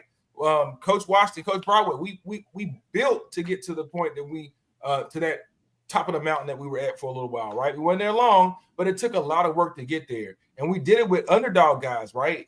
You hear how all those guys that showed up for the spring game, you know, with pretty much the all decades team for the last 2 decades, all those guys were back on campus, including Coach Washington. And those guys, if you ask those guys, they're not going to talk about all the wonderful things they had at A&T, all the amenities, all the infrastructure. They're talking about how they got it out the mud, right? So, you know, the argument once those guys left was, these guys got it too good. They got too many nice things. I remember when we first got the first rap buses, it was an argument, man, these guys got buses and names on the back of their jerseys. They don't want to work for it anymore. So the moniker throughout the history of A&T has been, listen, we've done more with less. We've done it without the facilities. Now that we've introduced a new track, right, a world-class track, we've got a world-class surface to play on. We're working on a new convocation center that we're going to play basketball in. So those things will come. But what we can do is continue to recruit hard, and have the coaches and the staff in place to bring in those guys that maybe Tariq Cohen's under the radar, and some of those first-class guys that Daryl Johnson, right, who had the talent, and they saw that in that kid, and the kid ended up playing on Sundays. So we got to do it every way we can. You know, we're gonna get a superstar here and there that can come in and make a difference, but mostly it's going to be guys that just do it the Aggie way. So I think we got the right coaches in place football-wise. We got to continue to do that across the board. And again, A&T is a sleeping giant. We know that. We're a sleeping giant. Wow. And to Samaj's point, we got to figure out a way to reach each one of those alumni, reach those givers and those donors. and just flip the switch. It doesn't take a lot. Like Dave said, it can be a bunch of small donations, but we've got to figure out a way to get that wave and that momentum going. And Samaj, I mean, you've been trying for years with 1891. It's grew a little bit of legs, but now's the time, right? And one thing I'll say, Dave, too, is, and I said it on your buddy's podcast. I said A&T's not going to be down long because we're a sleeping giant and we're positioned. Now, we might not have woken up yet, but we're positioned with the amount of alumni we have, with all the resources we have, that when we do figure it out and flip the switch, a lot of our peers aren't going to be able to play with us, right? Yeah. And we've already proven we can compete in the black college space, and we can compete on the FCS level, and we can knock off a few FBS schools too that are still struggling to be successful in athletics. So I think that's our niche, right? We're going to continue to get better. I want to get back to dominating HBCUs. I want to win our conference, and then I want to go knock off some of those FBS schools. And if we do those things, we're going to get the talent. There's no question about it. Somebody keeps talking about this back to the media, and I got news for you guys, man. Some of the things I've been hearing about the media rights deal, I don't think that's wise. I'm just going to keep it a buck with y'all. I'll be shocked if it's around after 2027. We are where we are. I mean, we're not going anywhere. And people need to get over that. Get it back to the original question about what are we trying to accomplish? Yeah, I think Doug really hit on that, and that's essentially being the best that we can be in all facets. I mean, because let's not forget, and this will not be popular, but athletics is just a small part of the overall operations of the university. It's the window, like Earl said, it's the window to the university. It definitely is the window, and with that, we want to make sure that we are putting forth, all the window treatments and window dressings to make it such that it's attractive, primarily for the athletes, but for those kids that just want to go somewhere because I saw the football team on TV and I saw that they had a nice, convocation center. So those are the things that I think it's storytelling, because basically what Earl and Chancellor Martin and Mr. Deese and everyone else was saying Saturday was the spike in applications. Everybody talks about 50,000 people applied to A&T. That started right after we went to the Super Bowl, the Celebration Bowl 2015, and that was on ABC national TV. And that was the spark, right? And so people want visibility, but you got to tell a story. And there's got to be perpetual planning around these things. Now, I mean, I hear what people are saying about we couldn't anticipate the conference changes, we couldn't anticipate NIL. I get all of that, but just coming from my world where we're having to plan school years out, not a year in advance, but 3 to 5 years. I mean, based on enrollments, projected enrollments and things of that nature, we are always continuously planning and trying to figure things out for what the future, may very well hold. There are times where things may not work out the way that you think they are. It may, shoot above what you're thinking, but you got to be planning. And I'm just saying that in our situation, it doesn't seem to me. We didn't. No, Earl will admit, he'll come on this show and admit that when they got the call to the CAA, it was too good to be, to pass up. And they was going to have to figure it out. He said you had to put together a bicycle while you're riding it, right? That was pretty much he did say that. That was his analogy. So, and I say, I'll tell him through this medium, that's not good enough. We can't have our leaders be caught flat-footed. I don't care what the situation is. Either you pause and say we can't take advantage of it, we're not ready, or you got to. But in hindsight, considering what the Big South ended up doing, it was the right decision, man. I'm sorry. It was not. Considering what was going on, because the thing is, we're not bad off, but there's still teams in the Big South who are still playing football, and if they played us next year, they might be favored. There's only 2 teams in the Big South that plays football. There's only 2 football teams that are in the Big South at this point. Charles, the rest of the teams come from the OVC. That's it. Yeah. There's only 2 left. So if we play Gardner Webb on first week of September, who's favored to win that game? Who knows? So right now, Gardner Webb's not the same Gardner Webb that beat our behind at the end of the season either. Like their coach left. Not even got the gang back. I mean, that's close enough. but they still got infrastructure that we So envy.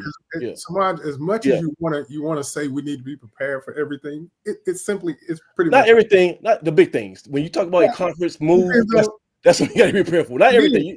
Yeah. So we were prepared for going to the Big South, right? But the CAA came upon us unknowing, because that's true. The CAA had been closed for years. Yeah. And when that new thing happened, they opened up. I tell my son all the time, don't pray for opportunity, and when it comes, you be like, okay, God, just give me a second to get right. Like if you said that our dream school with conference is to be the CAA, you said that in 2016, and then the CAA says, hey, we are serious about it. You're like, yeah, give me half a second. No, you should already had, but I digress. I do want to talk about one more thing because it's getting late. One more thing before you go. I want to go ahead, Troy. So, to Doug's point that you had asked a little earlier about facilities versus paying players. Yeah. Frankly, we do both, right? You strategize to 94's point about planning. You strategize basically every year around, okay, here's what we're trying to do. Here's where we are. Here's what we need to make shifts and those kinds of things and what we're doing. Yeah. And so here's what I will say that I think A&T's position is right now. We are not going to throw away the farm to pay kids to come to A&T and let go and in lieu of what we have to offer. So we're saying, you know what, we're going to pay you some, but you got to come here because you really love this place too. And based on what I will say I've seen as far as what was in the books, as far as this current basketball season and whatever, that's what we're doing. Like, we're not going broke by going to doing NIL. And I don't feel guilty for anybody who was getting NIL money based on what I saw. I'm like, yeah, you deserve that. Okay. So the kids are not trying, the kids thus far, I can't speak on what's going to come next 2 weeks, but thus far, no one was trying to hold us ransom, right? Everybody gave us a sweetheart deal, probably to we just had to come off some cash just to make it work. And if that's the reality, I can dig it.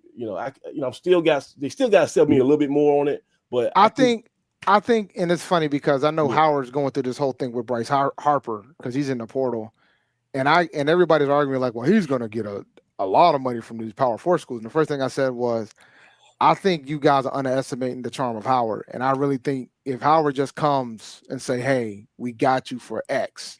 Right. And because they're not gonna have to outbid Bryce, is my point. What I was trying to tell folks. They ain't gotta outbid. Yeah. And I don't think we're gonna have to outbid everybody either. Because I think the appeal of A&T is going to sell itself. Right. Now, that being said, it all depends on what the expectations are. Like, we got to be comparable to what we get. We got to be comparable to the folks within our conference. And we just got to be realistic about what it is, because UNCW does have a bigger NIL budget from that standpoint, but they also do not have football. So you got to take those things and factor those things in when you take those things into account. And I would like to see how UNCW is going to maximize. Because they feel like they've been paying a lot of these kids too, by the way. Right. What they sign? So I'm saying I want to see how UNCW transfers that into profit. Like, how do you get a great basketball team at UNCW, and what does that mean? Like, are you going to be able to get a deal for local news station, restaurant, and like how does that work for UNCW to maximize that investment? So that's they're the only thing in town, though, ain't it? They're the only thing in town. Like, that basketball program is the only thing in town. They have a significant advantage when it comes to that. They are the basketball squad in town. And they actually have a bunch of commercials. If you watch their college broadcast, you'll see it.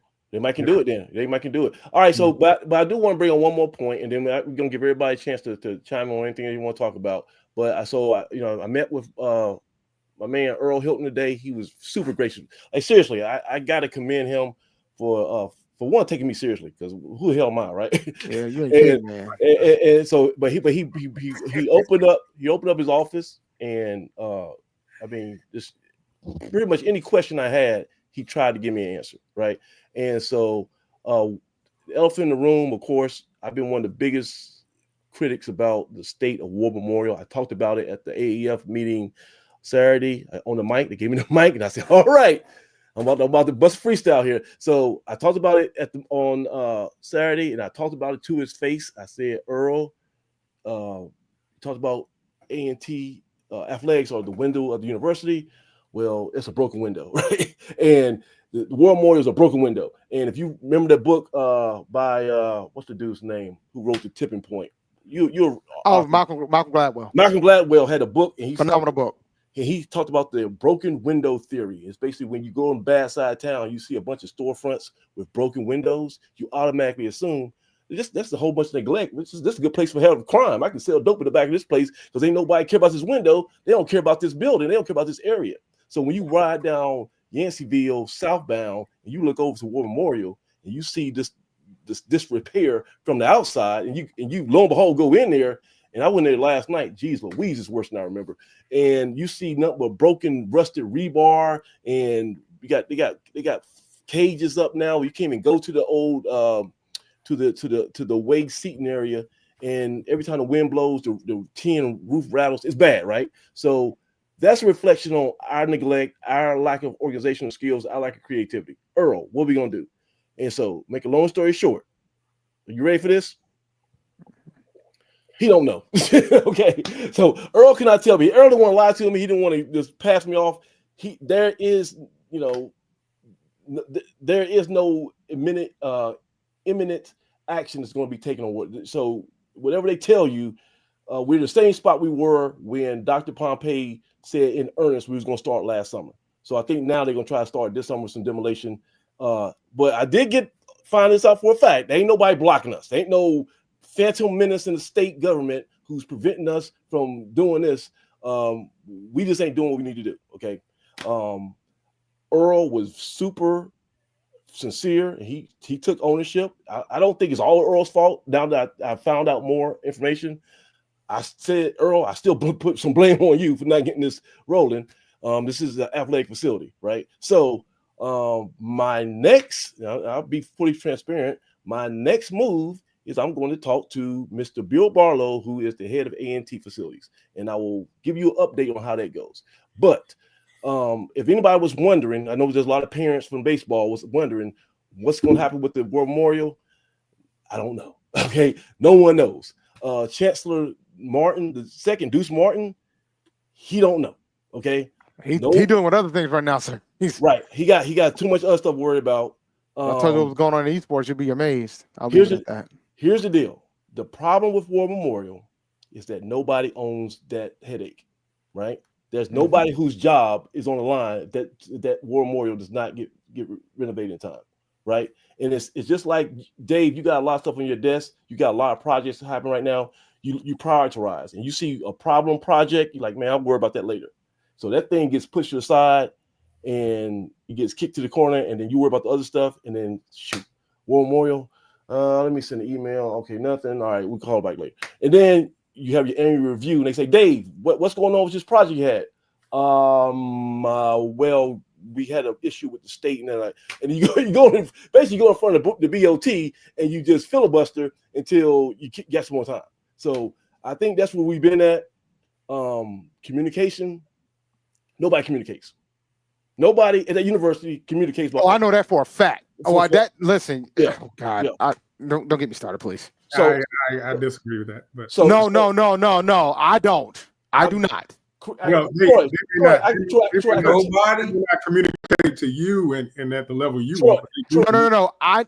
Oh my God, man. Troy, I'm trying to tell you. Listen to me. I know you don't want to hear this, okay? And I don't like saying it. I'm telling you, there's not a regular communication of any. There's not like every week we're going to talk about the status of War Memorial. Okay, but that ain't what y'all said. Y'all said they don't communicate. Okay, I will put it this way. I will put it to you this way, Troy.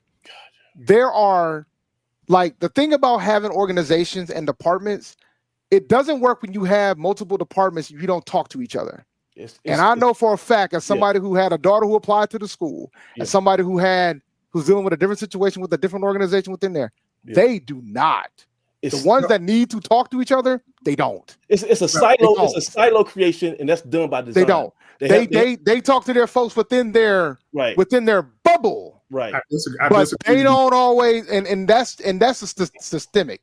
Okay, it's something that just appeared. Well, that was like that when I was a student too. Right. That's nothing new. It's nothing new. Model at times before. So yes, that's something we want to fix, but let me say this. New. Okay. Let me say this. Troy, don't make it okay. Let me be clear. I talk to many different people in many different areas. Yeah. And I know they communicate. So I just don't want you all to get on here and say that they don't. It might not be at the level you think it is. And I'm gonna tell y'all a story off the record that I've been building. I'm gonna tell y'all a story, but I'm not gonna do it live. But I'm gonna tell y'all a story off the record.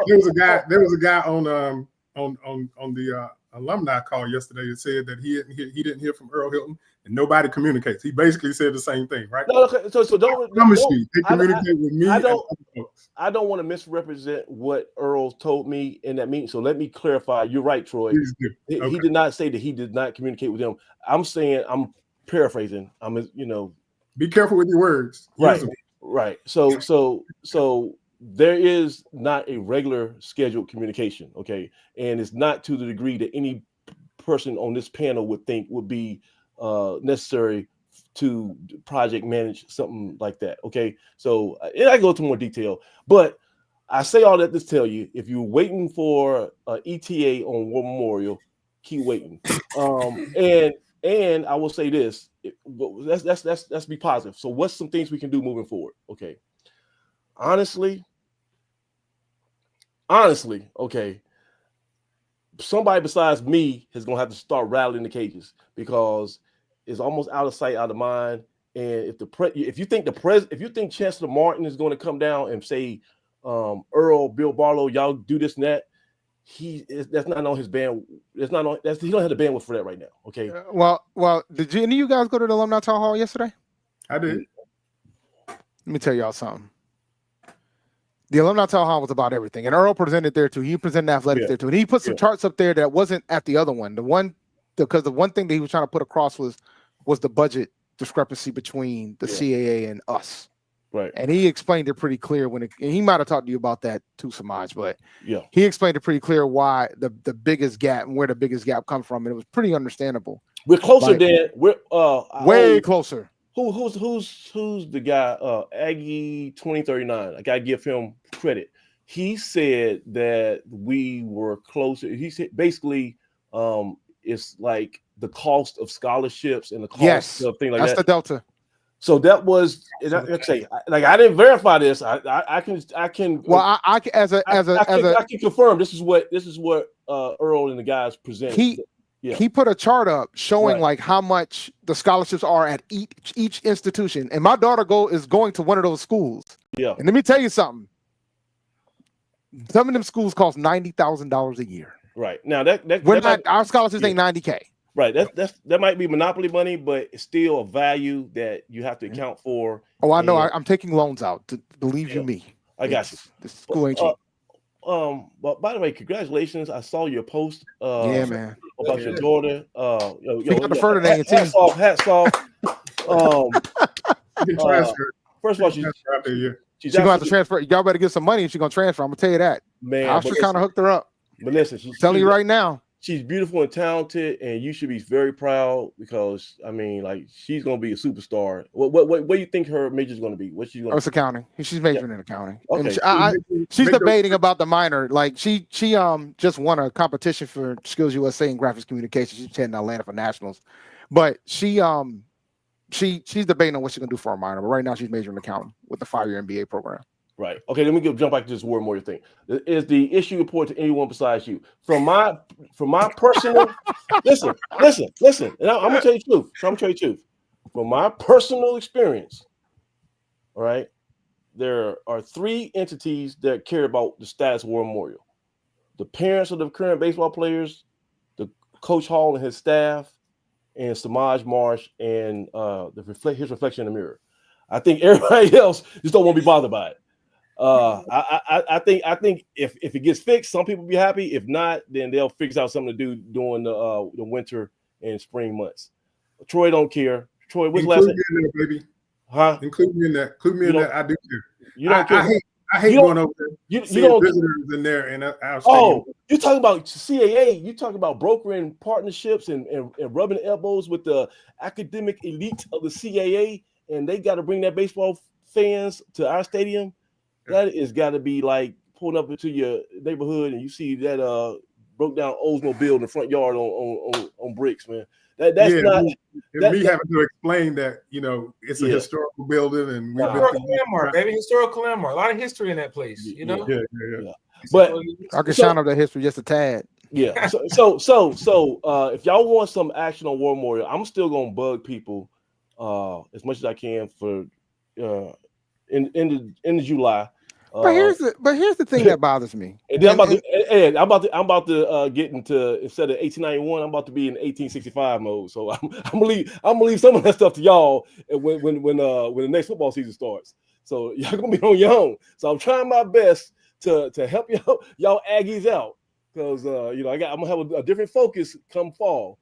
But I'm telling you, I'm gonna beat the brakes. I'm gonna beat the drum as much as I can. I'm gonna talk to Bill Barlow hopefully next couple of weeks. But if y'all don't care, listen to me, Aggie fan base. If y'all don't care about War Memorial, then if y'all care, y'all gotta do something. Y'all gotta speak out. Fan base. When Craig Turner starts to panic, that's when we're gonna start to panic. All right. That should be your marker. All right. Okay. All right. Well, good stuff, Samaj. Good stuff. Yeah. All right. So we got to wrap this up. So Troy, let's go around the horn. 94, and then we'll end up at Craig. So we talked a lot about spring game, AAF, NIL, and War Memorial. 94. Give us a closing thought so we can get out of here. I think Craig said it best at the start of the show. I mean, right now it's put up or shut up. I mean, we talk about Aggie pride. Now's the time to see, how deep that goes. I mean, and suffice it to say, I think we're going to have to.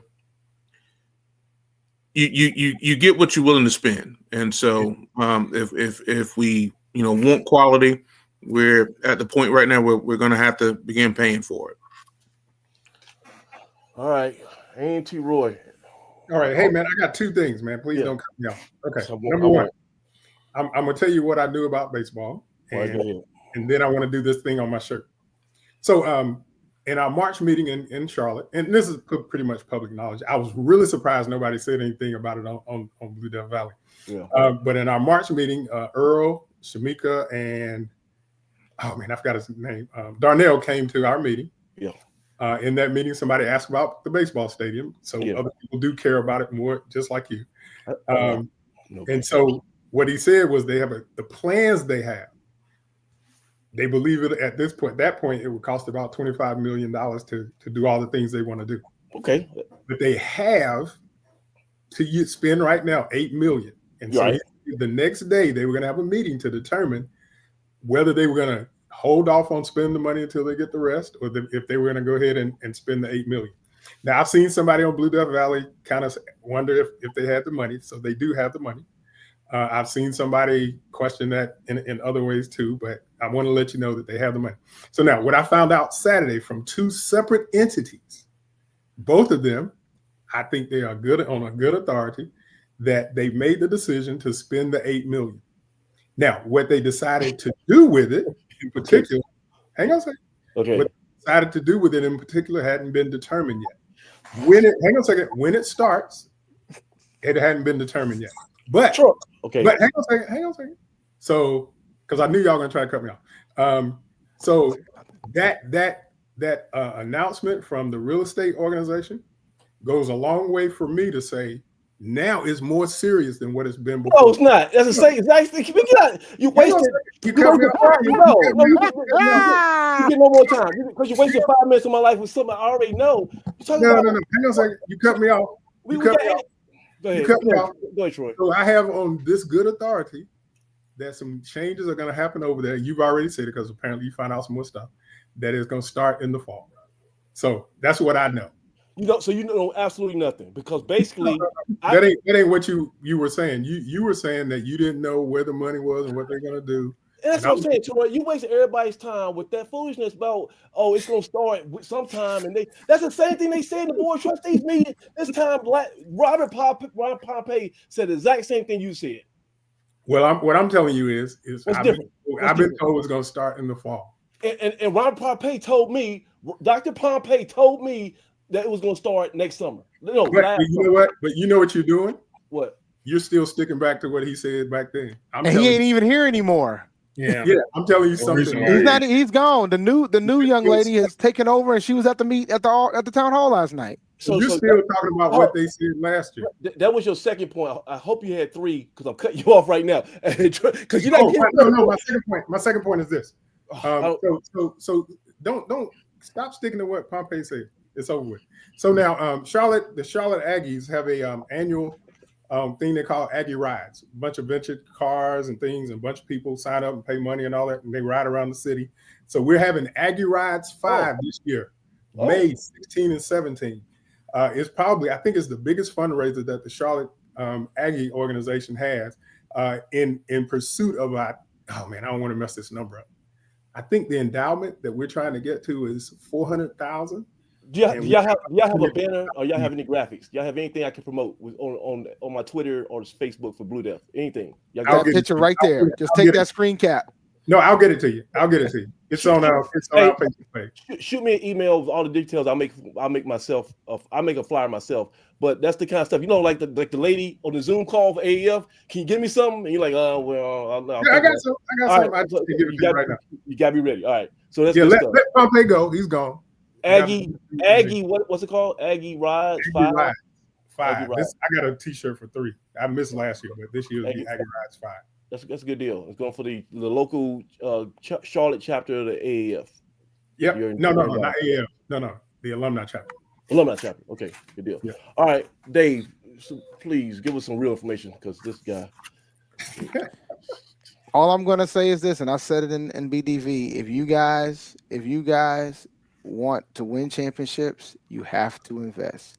If you're cool with 3-9, 4-8, 2-10, 1-11, don't do nothing. If you don't want to see this and you don't want to invest, then we got to start making tougher decisions. But I think the leadership at the university wants to stay Division I.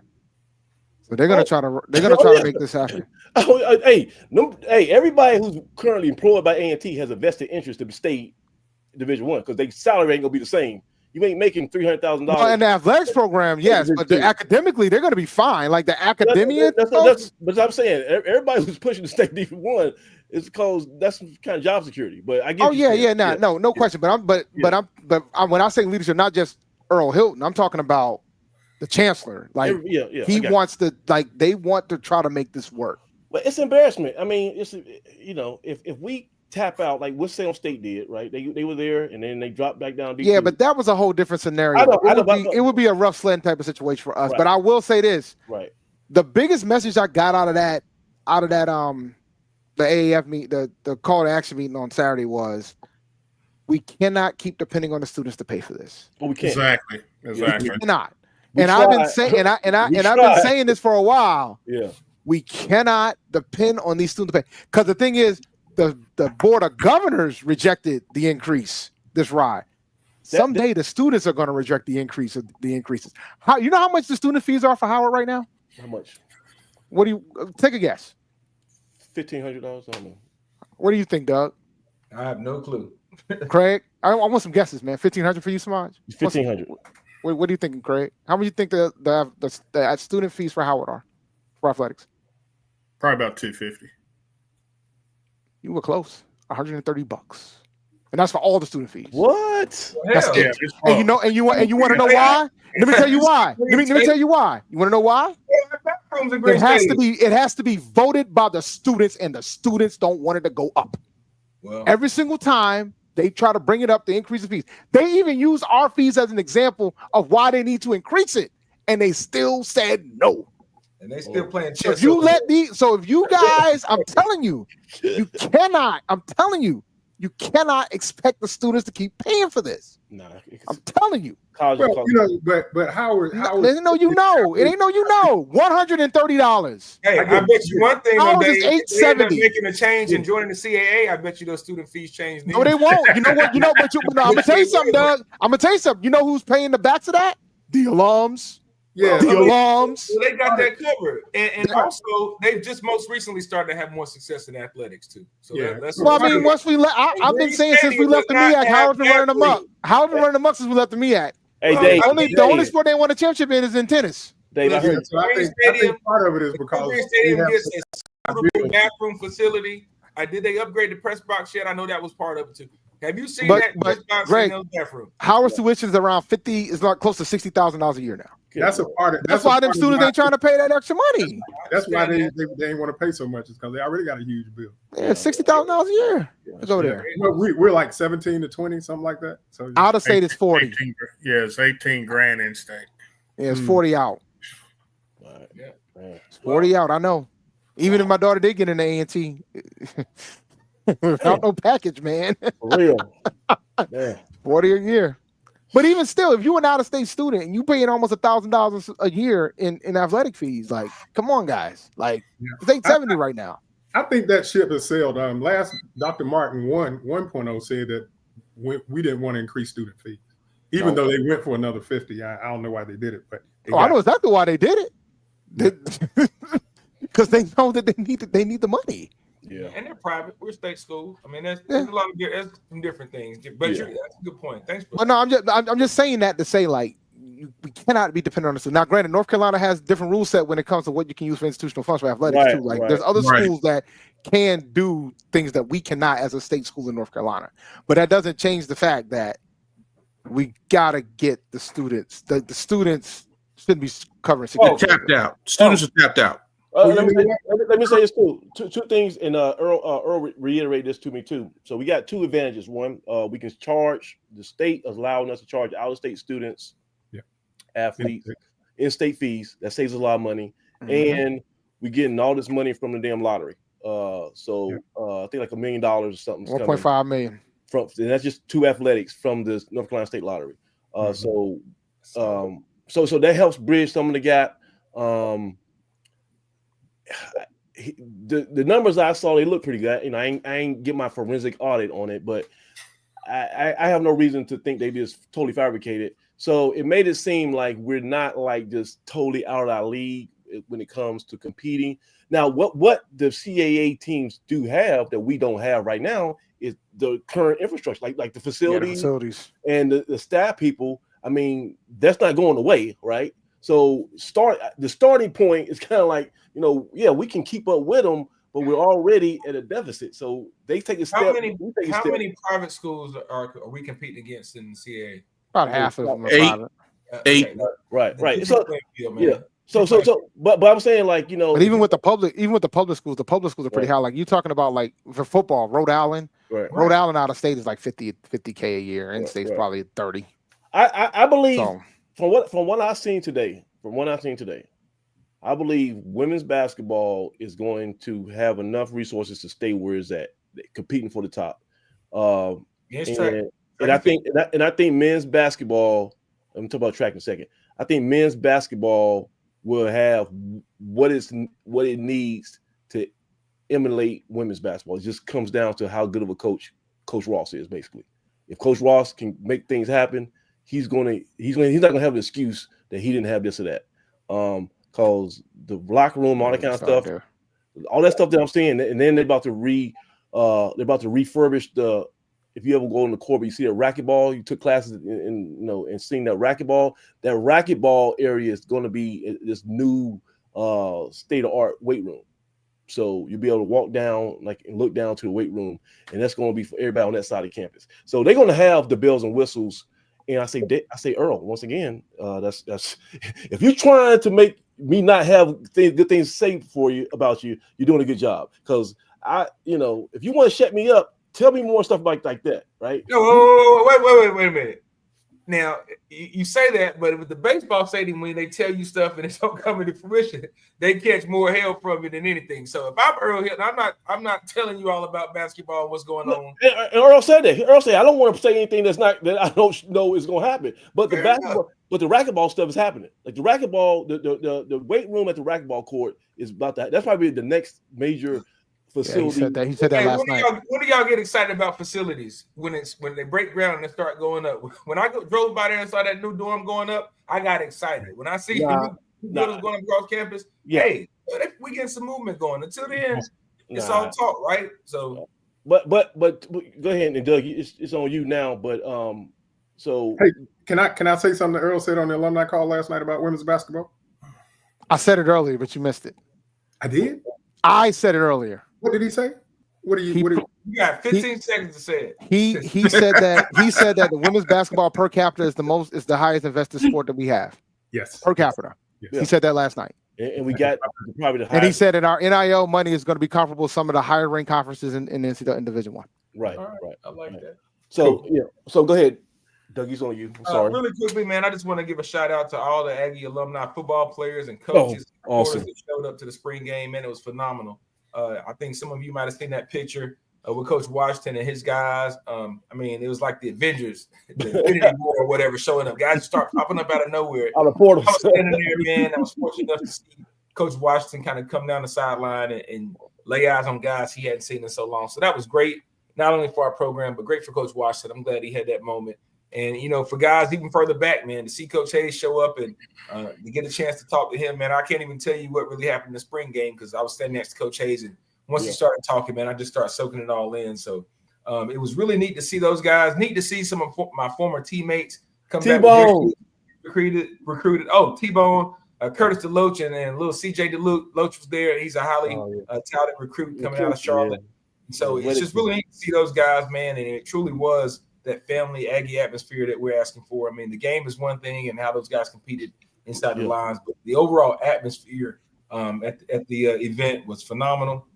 I want to give a special shout out to all those who pitched in to help feed not only the players, but the families and those recruits that were here in town after the game. I think, man, we fed well over 300 some people, but that's something we try to do every year. And this year was a little different, man. We were a little short staffed, but we had a lot of folk that pitched in and helped. And it was a phenomenal event, man. So anytime we can do that and have guys come back, it's awesome. We got pictures from years past that just, Tariq when he was out there coming on board, Jacob Roberts when he was a high school senior coming to visit. I mean, all those guys from Scotland County. So it was just really nice to see those guys, man, and see those guys kind of see each other for the first time in a long time. Awesome. Yeah. And then I want to give a shout out to the new noops that are on the yard that joined the illustrious Kappa Alpha Psi Fraternity Incorporated. New 2 football players, man. My guy Kyrie Wall and Terry and George, man. Both those guys are spring 25 Alpha News. So shout out to those guys, man, for joining the greatest frat in this side of heaven. Troy, keep it quiet. They we're gonna keep Troy quiet, but we got love for the Sigmas and the Z's too, man. If I could put a plug in for my daughter as well, she crossed. She crossed Friday night as well. Alpha Phi chapter, Kappa Alpha. Oh, that's what's up. Sorority Incorporated. So my niece is at AKA there. She crossed the other year. Whether Troy knows it or not, man, the Newts not only run the city, but they definitely run the yard, man. Ada, baby, man. Ada, don't do that. Don't do that. We're the oldest fraternity on the yard. Don't do that. Calm down, Doug. Relax. We are. Craig, your turn, man. Your turn, Craig. Can someone mute Troy?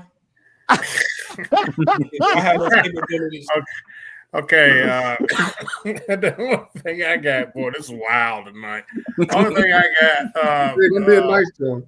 Yeah, the AAF Greensboro chapter is sponsoring. We're sponsoring bus trips to 3 games this year. We're going to be taking a contingent to Tennessee State for that weekend. How long is that drive, Craig? How long is that? 7 hours? 6 hours? 8 hours. 8 hours. Yeah, about 8 hours. Yeah, it's about 8 hours, 8.5 hours, I think. That's a weekend trip. I want to ride the bus on that. We'll leave on Friday and come back Sunday. We'll be going to Central Florida down to Orlando. Oh, Disney World. That's September 5th through the 7th. And we'll be headed to Williamsburg October the 4th to William and Mary. So if you're interested in traveling with us this year, better jump on it. You better jump on it because they are filling up fast. One of them is just about the Tennessee State trip is almost completely filled now. Dang. So if you want to participate and spend the weekend for any of these games, just give us a call. You call 336-294-6354.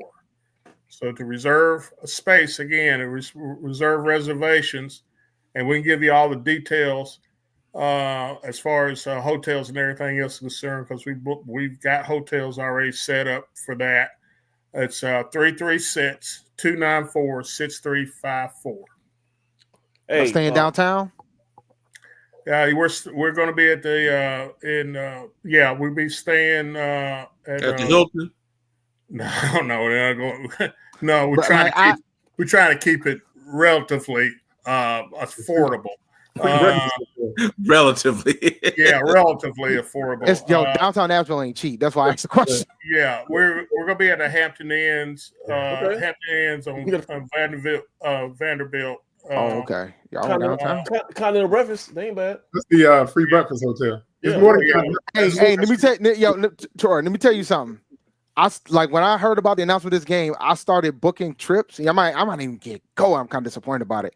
And I'm staying in Goodlettsville because I wasn't trying to spend them hotel prices I was seeing. Trying to book that trip. Cashville, Tennessee. That's what they call it. But hey, so listen, that's remarkable that a team that won one game last 2 years is selling out a bus trip. It goes back to what I just said, man. The brand is still there. The brand's strong. The brand is strong. It's not that. That ain't. That's evident. And look, and the stuff that they were talking about, these initiatives, the Aggies All In, and Keep It 100. There was one more, and 365. What Aggie $1 a day, something like that. I forget. Yeah. You want me to tell you what they are? Let me tell you. It is the overall program is called All Aggies All In. All Aggies All In. Okay. Then they have this thing called the Aggie Den. Aggie Den consists of $365, $1 a day for a year, $100 at GHO, so $100 at GHO, and then the 1891 program. That's that's what makes up the Aggie Den. So that's All Aggies All In. Okay. All Aggies All In program. So that's kind of confusing. I like the way I was saying it better because keep it because you said the second one, Ross. Keep it 100 for GHOs. Is how it's supposed to be. Keep it 100 for GHO. But now the devil's in detail. You got to have the electronic mechanism to where you can get those donations quick, fast, in a hurry. Like the keep it 100 for GHO has to happen during GHO. Like you got to have that ready for that. Listen. Everybody at More Gym got my phone number. Shamika, give me a call. I got 3 ideas. I want to share them online. I got 3 ideas. We'll fix the 1891 club to where you're gonna get a spike in numbers like almost immediately. There's 3 things, and all you gotta do is if you let me help you, Shamika. Call Darnell. Let's call Darnell. Put him to work, baby. He good guy, man. Call Darnell. I don't want to. Is that the chain of command? Go to Darnell first. Yeah, you should go. You like that. That's how it works. That's what he was hired for. That's why he was hired. Call Darnell. Right. He's an alpha, but he'll help you out. Darnell, you about to get a great bonus already. If I talk to you, you answer my phone call and let me help you. The 1891 club, for those who don't know, it started in the parking lot in Charlotte when I was on my lunch break, and I called my best friend Paul Gerald. And we figured out this whole concept. I went to Dowdy 2 times, took off work, met with them, and I sold them the plan, and they didn't understand it. But they, Steve Harrington, he became an AAF officer. He took and ran with it. He put some elbow grease behind it. Steve got frustrated with the red tape, and he stepped away. But the AAF still exists. I have not heard the AAF that much in my life. It's still, real talk, it's still like when you go to the site, to the link, it's there. Right. Like it's still there. Yeah. But like, I have not heard anybody from A&T say it as much as I heard Saturday. I'm like, what the hell? They've been utilizing it for the past, because even former Coach Brown said something about it. Yeah, but so like it's not going away because it's easy, it's simple, right? It's recurring. I do it, but I'm telling you, I got like a folder of I got a marketing plan that no one has utilized, and this you got like 1 of 10% of the 1891 club idea. I got a whole like binder of how we can take it to the next level. So I'm gonna talk to Darnell. Give him the benefit of the doubt. People know if I say I'm gonna do something. I met with Earl Hilton today. I said I was gonna meet with Earl. I met with Earl. And by the way, thank you so much, Mr. Earl Hilton. You're super gracious for your time. And Earl got me though, because I had like a little cheat sheet. I was gonna hit him all these points. Like, you ain't doing this, you doing that, right? And then he hit me with that reverse Uno. He pointed to his desk and he showed me his pictures of his family. And can you believe, hey guys, he got 21, about to have 21 grandkids. Don't put Earl Bush out there like that. Nah, he did. Listen. I was angry. I was, you remember Angry Man on Martin? Sit your ass down. I came in that room like Angry Man on Martin, and I was like, what? Show me these pictures. Like the whole half of the second half of the meeting was us talking about kids, right? Yeah, so you talk a lot of trash out here in the streets. Listen, we got to show you 21 kids, 21 chillings.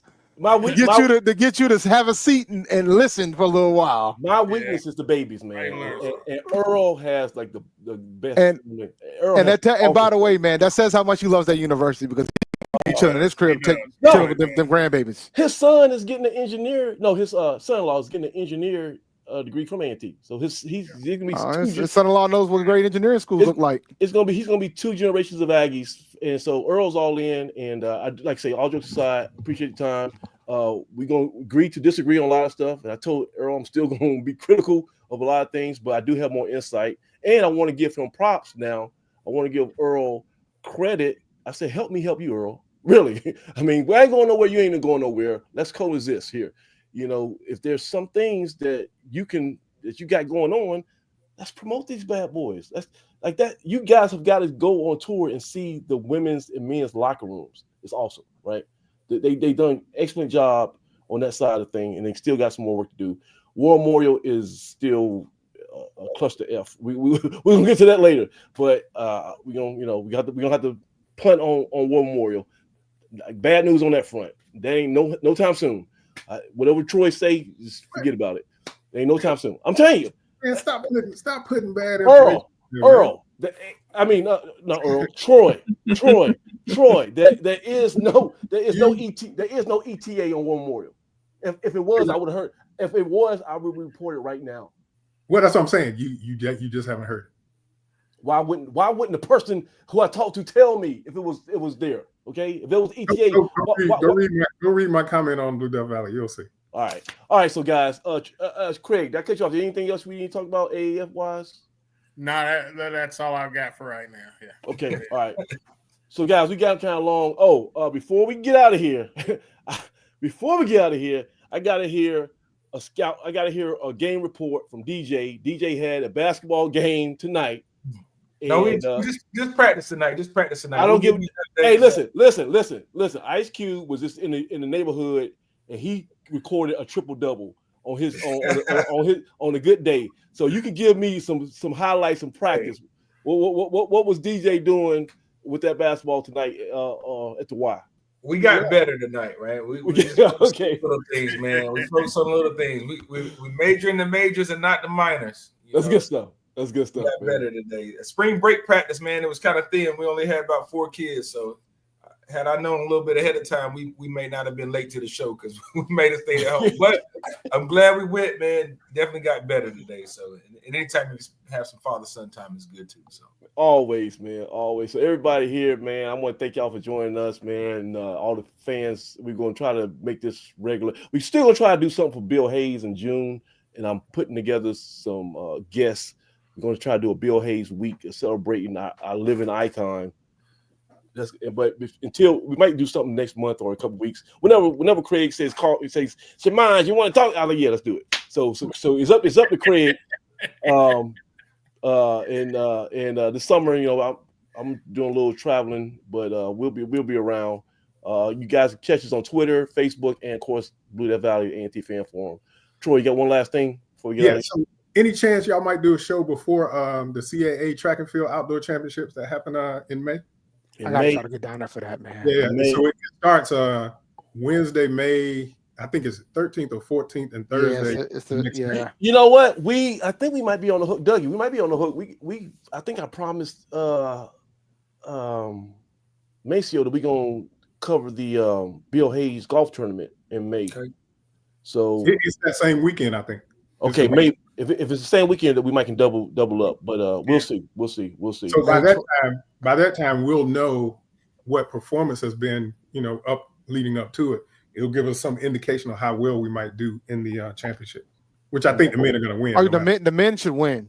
Yeah, like they won the Florida, the 4x400. They won the Florida relays. Well, at the 4x400. And that was another thing I told Earl. I said, Earl, let me toot your horn for you for a second. Since I've been condemning you, let me give you some props that you don't realize yourself.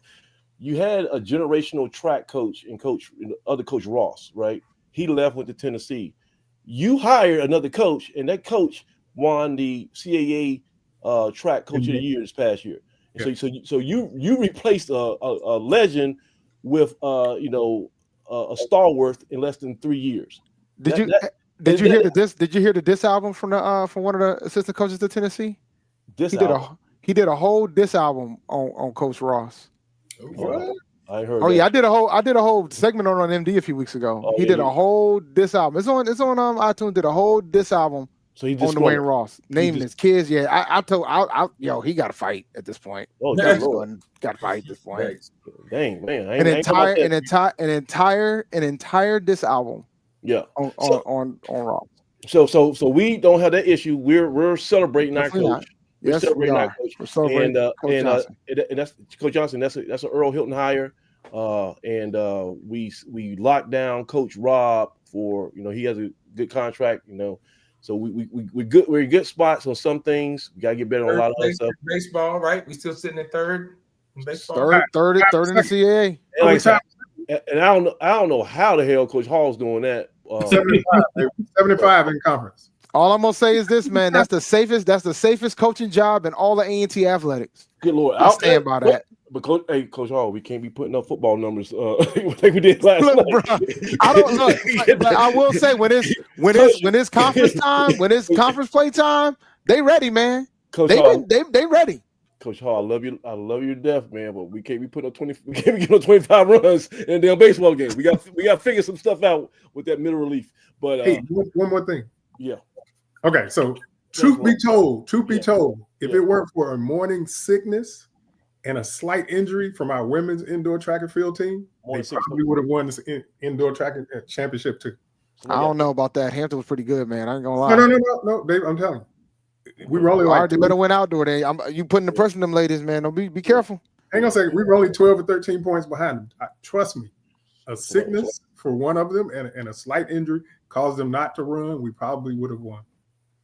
We're gonna see. We're gonna see. All right, so guys, it's way long, but thank you so much for coming to the special spring game recap edition of Inside the Valley. One other thing. Yeah. Shout out to cheerleaders. Double trouble. Listen. Back to back. And Earl Hilton, we got to tell our stories better. There should be. I don't care if you do it on your damn iPhone. We gotta have a documentary on that cheerleading program, because you guys remember the cheerleading program was kind of in the dark days. Y'all remember when we was having some girls like filing some grievances and some so that thing has gone a complete 180, and that is like a Netflix damn movie of the week or whatever to find out how we started to where we are now. And they not just competing against like Winston State with the stomp and shout stuff. They doing flips. They doing these cheerleaders are like more acrobats, U.S. gymnasts than they are. They're athletes. They're pure athletes. This ain't Bring It On and your girl. This ain't that movie Bring It On. No. This is the real deal. This is the real deal. So man, and routines online everywhere too. So y'all should check it out. Yeah, check it out. It's flawless. Perfect score too. All right, it is flawless. Doug, help me out. We got to get a contact to the cheerleading staff. We got to get them on the show because that's something we got to celebrate. That cheerleading's no joke. We got to go though. It's almost 2:20. Good Lord. All right, so for 894, A&T Roy, Mr. number one time waster. Dave, we got the NFL draft next week, bro. Y'all got a first round draft pick, or y'all give them to somebody else? I pray to God we trade out of the 8th pick, but I don't think we're going to be able to. So Panthers got the 8th pick. Dave's going to be covering it live. I'm sure you're going to be covering it. We're doing a 3-day marathon starting Thursday night. Good Lord. He's a hard working man on the internet. Dave. Starting Thursday night. Yeah. And then Doug Brown, man, good seeing you. Hey, it's good seeing you Saturday. You always make my son feel good talking about how tall he getting. So you always play to his ego. But it's good seeing family.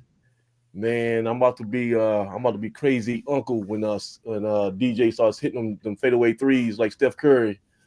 So keep me posted on the schedule. I'm gonna be there.